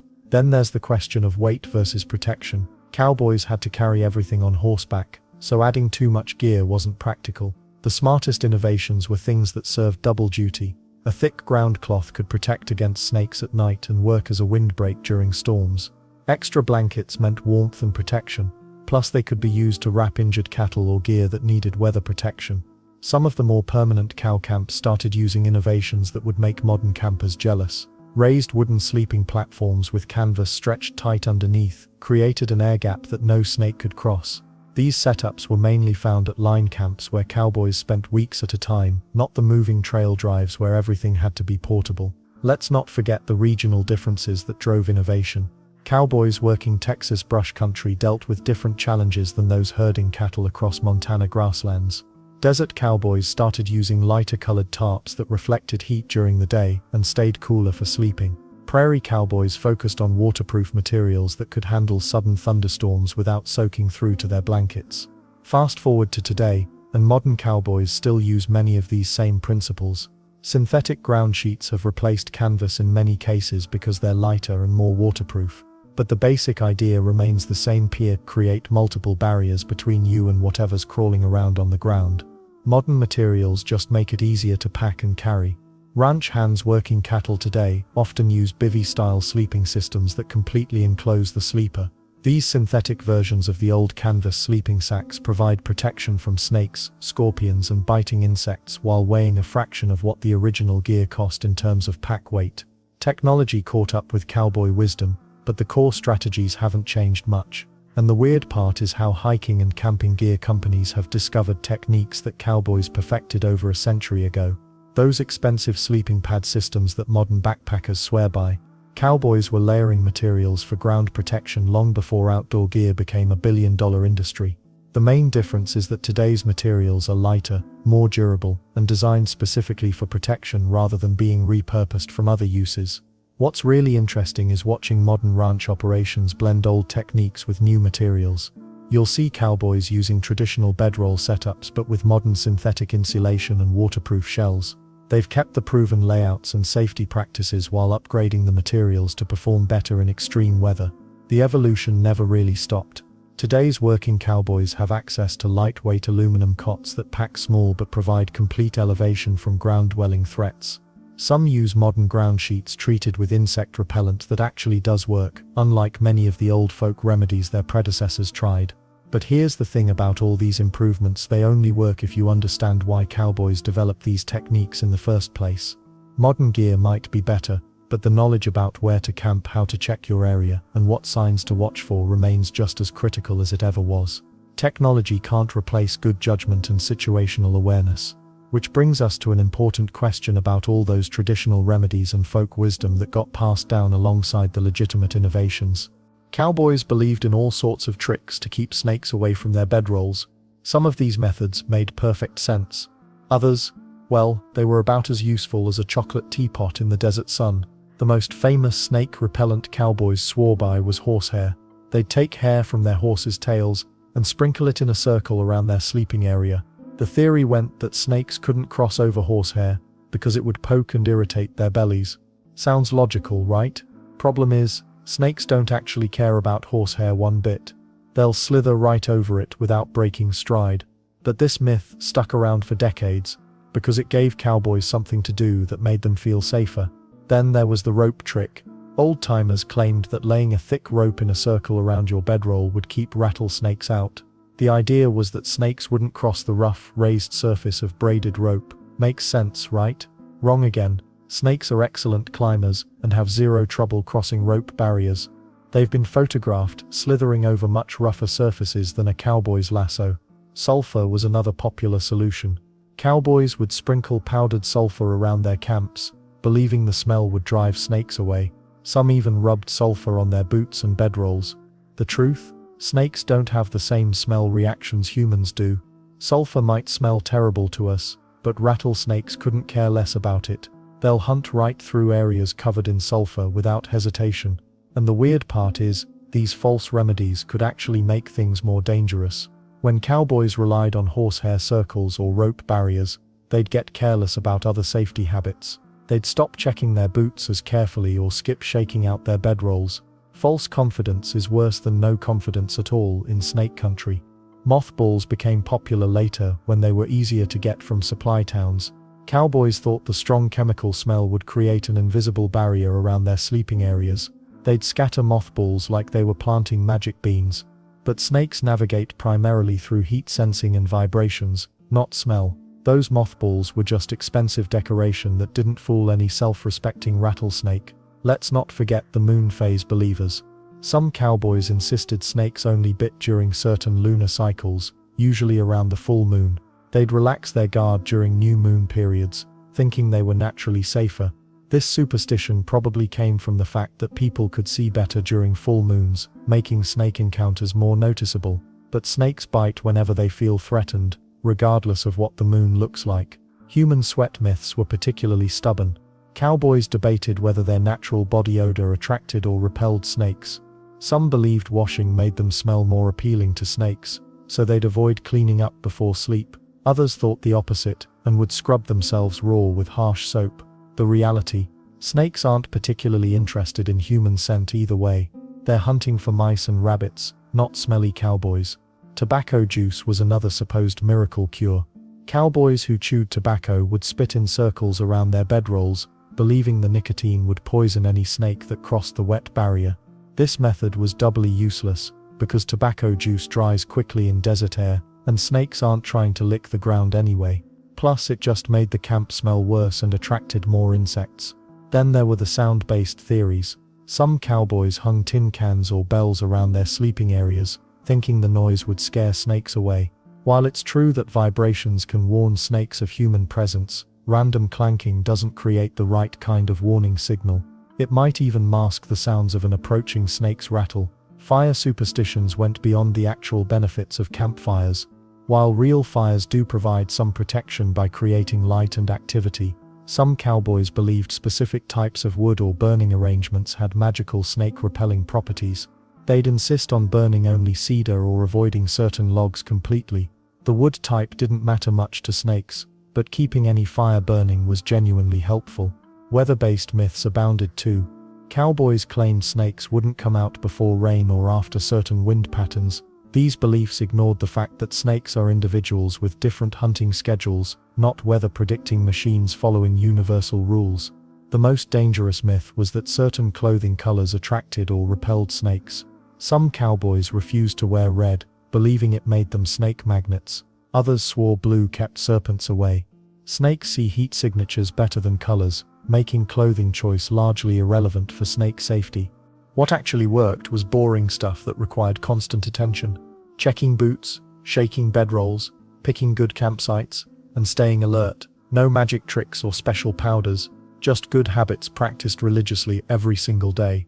These superstitions reveal something important about human nature under pressure. When facing real danger, people desperately want easy solutions that require minimal effort. But in dangerous situations, there are rarely shortcuts that replace careful, consistent safety practices. The cowboys who survived longest were usually the ones who mixed healthy skepticism with proven techniques, even when their bunkmates swore by miracle cures.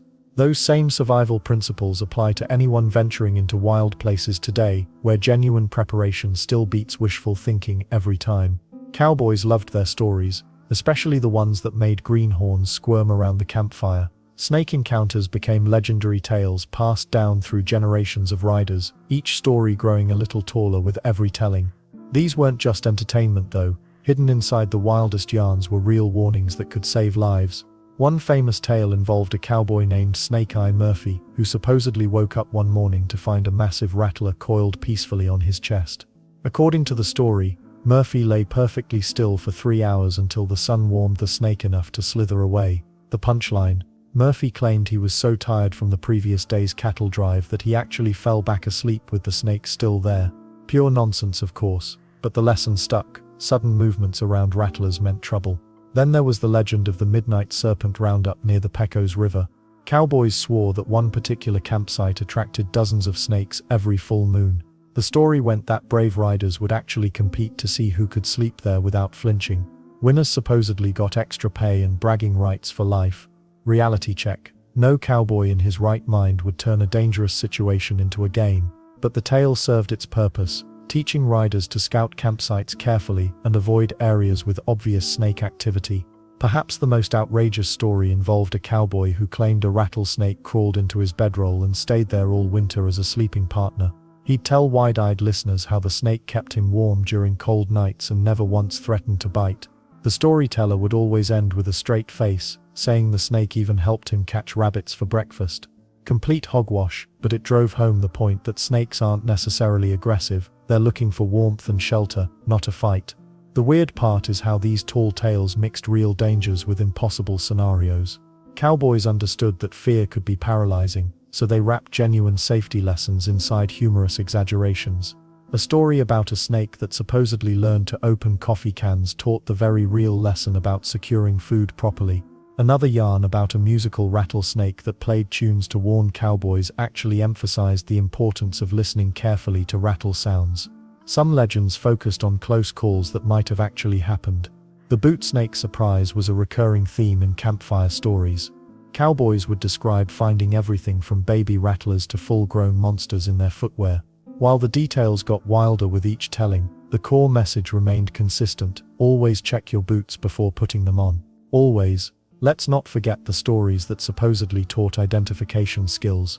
Old-timers would spin elaborate tales about different snake species, often giving them ridiculous names and personalities. The gentleman rattler was described as a snake that politely knocked on tent posts before entering. The snoring sidewinder allegedly made sounds like a sleeping cowboy to lure victims. These fictional characters helped new riders remember real snake behaviors and warning signs. Regional variations added spice to the storytelling tradition. Texas cowboys claimed their snakes were bigger and meaner than anywhere else. Arizona riders insisted their desert rattlers were more cunning and patient. Colorado cowboys bragged about high-altitude snakes that could supposedly survive in snow. Each region's stories reflected actual local conditions while entertaining listeners with impossible embellishments. But why did these stories persist for generations? Simple, they worked. A greenhorn might forget a straightforward safety lecture, but he'd remember the hilarious story about the cowboy who accidentally lassoed a rattlesnake instead of a calf. The mental image stuck, along with the underlying message about staying alert during routine tasks. The most valuable stories dealt with snake bite treatment, even though medical knowledge was limited back then. Cowboys would describe miraculous recoveries using everything from whiskey to gunpowder. While these cures were useless or dangerous, the stories emphasized getting help quickly and staying calm after a bite. They also highlighted how rare fatal bites actually were, preventing panic that could make emergencies worse. Modern researchers have found grains of truth in many cowboy snake stories. Rattlesnakes do seek warm places, including bedding and boots. They usually try to avoid humans rather than attack. Most encounters end peacefully if people don't panic. The exaggerated tales preserved this wisdom in memorable packages that survived long after the original storytellers were gone. These legendary encounters shaped cowboy culture in lasting ways. They established unwritten rules about respecting dangerous wildlife while maintaining the courage needed for frontier life. They taught practical skills through entertainment, making survival knowledge stick in young minds. Most importantly, they created a tradition of learning from experience and sharing that knowledge with others. What made these stories truly special wasn't their accuracy. It was their ability to prepare cowboys for real encounters while keeping spirits high during lonely nights on the trail. But as effective as storytelling was for teaching snake safety, cowboys also developed sophisticated practical techniques that went far beyond campfire entertainment. Those old cowboys figured out something that most modern campers are still trying to learn. Their snake dodging tricks weren't just about surviving another night on the trail. They created a whole system that works just as well today, maybe even better. Take the basic habit of stomping around before setting up camp. Hikers call it making noise, but cowboys knew it was about sending vibrations through the ground. That simple foot-tapping routine is now taught in wilderness survival courses across the country. The science behind it, exactly what those trail riders understood instinctively. Modern backpackers have fancy snake gaiters and high-tech boots, but they're copying the cowboy approach of layered protection. Those old leather boots weren't just tough, they were the original bite-proof barriers. Today's synthetic materials do the same job, but the principle hasn't changed one bit. Then there's the whole bedroll versus bivy bag situation. Cowboys used thick canvas and wool blankets to create barriers between themselves and whatever was crawling around at night. Modern ultralight camping gear does the exact same thing, just with materials that weigh half as much. Ground sheets, sleeping pads, even those fancy enclosed bivouacs, they're all variations on cowboy bedroll wisdom. The morning boot shaking ritual, still happening at campsites everywhere. Hikers tap their shoes, campers check their gear, and anyone who's spent time in snake country knows to shake everything out before putting it on.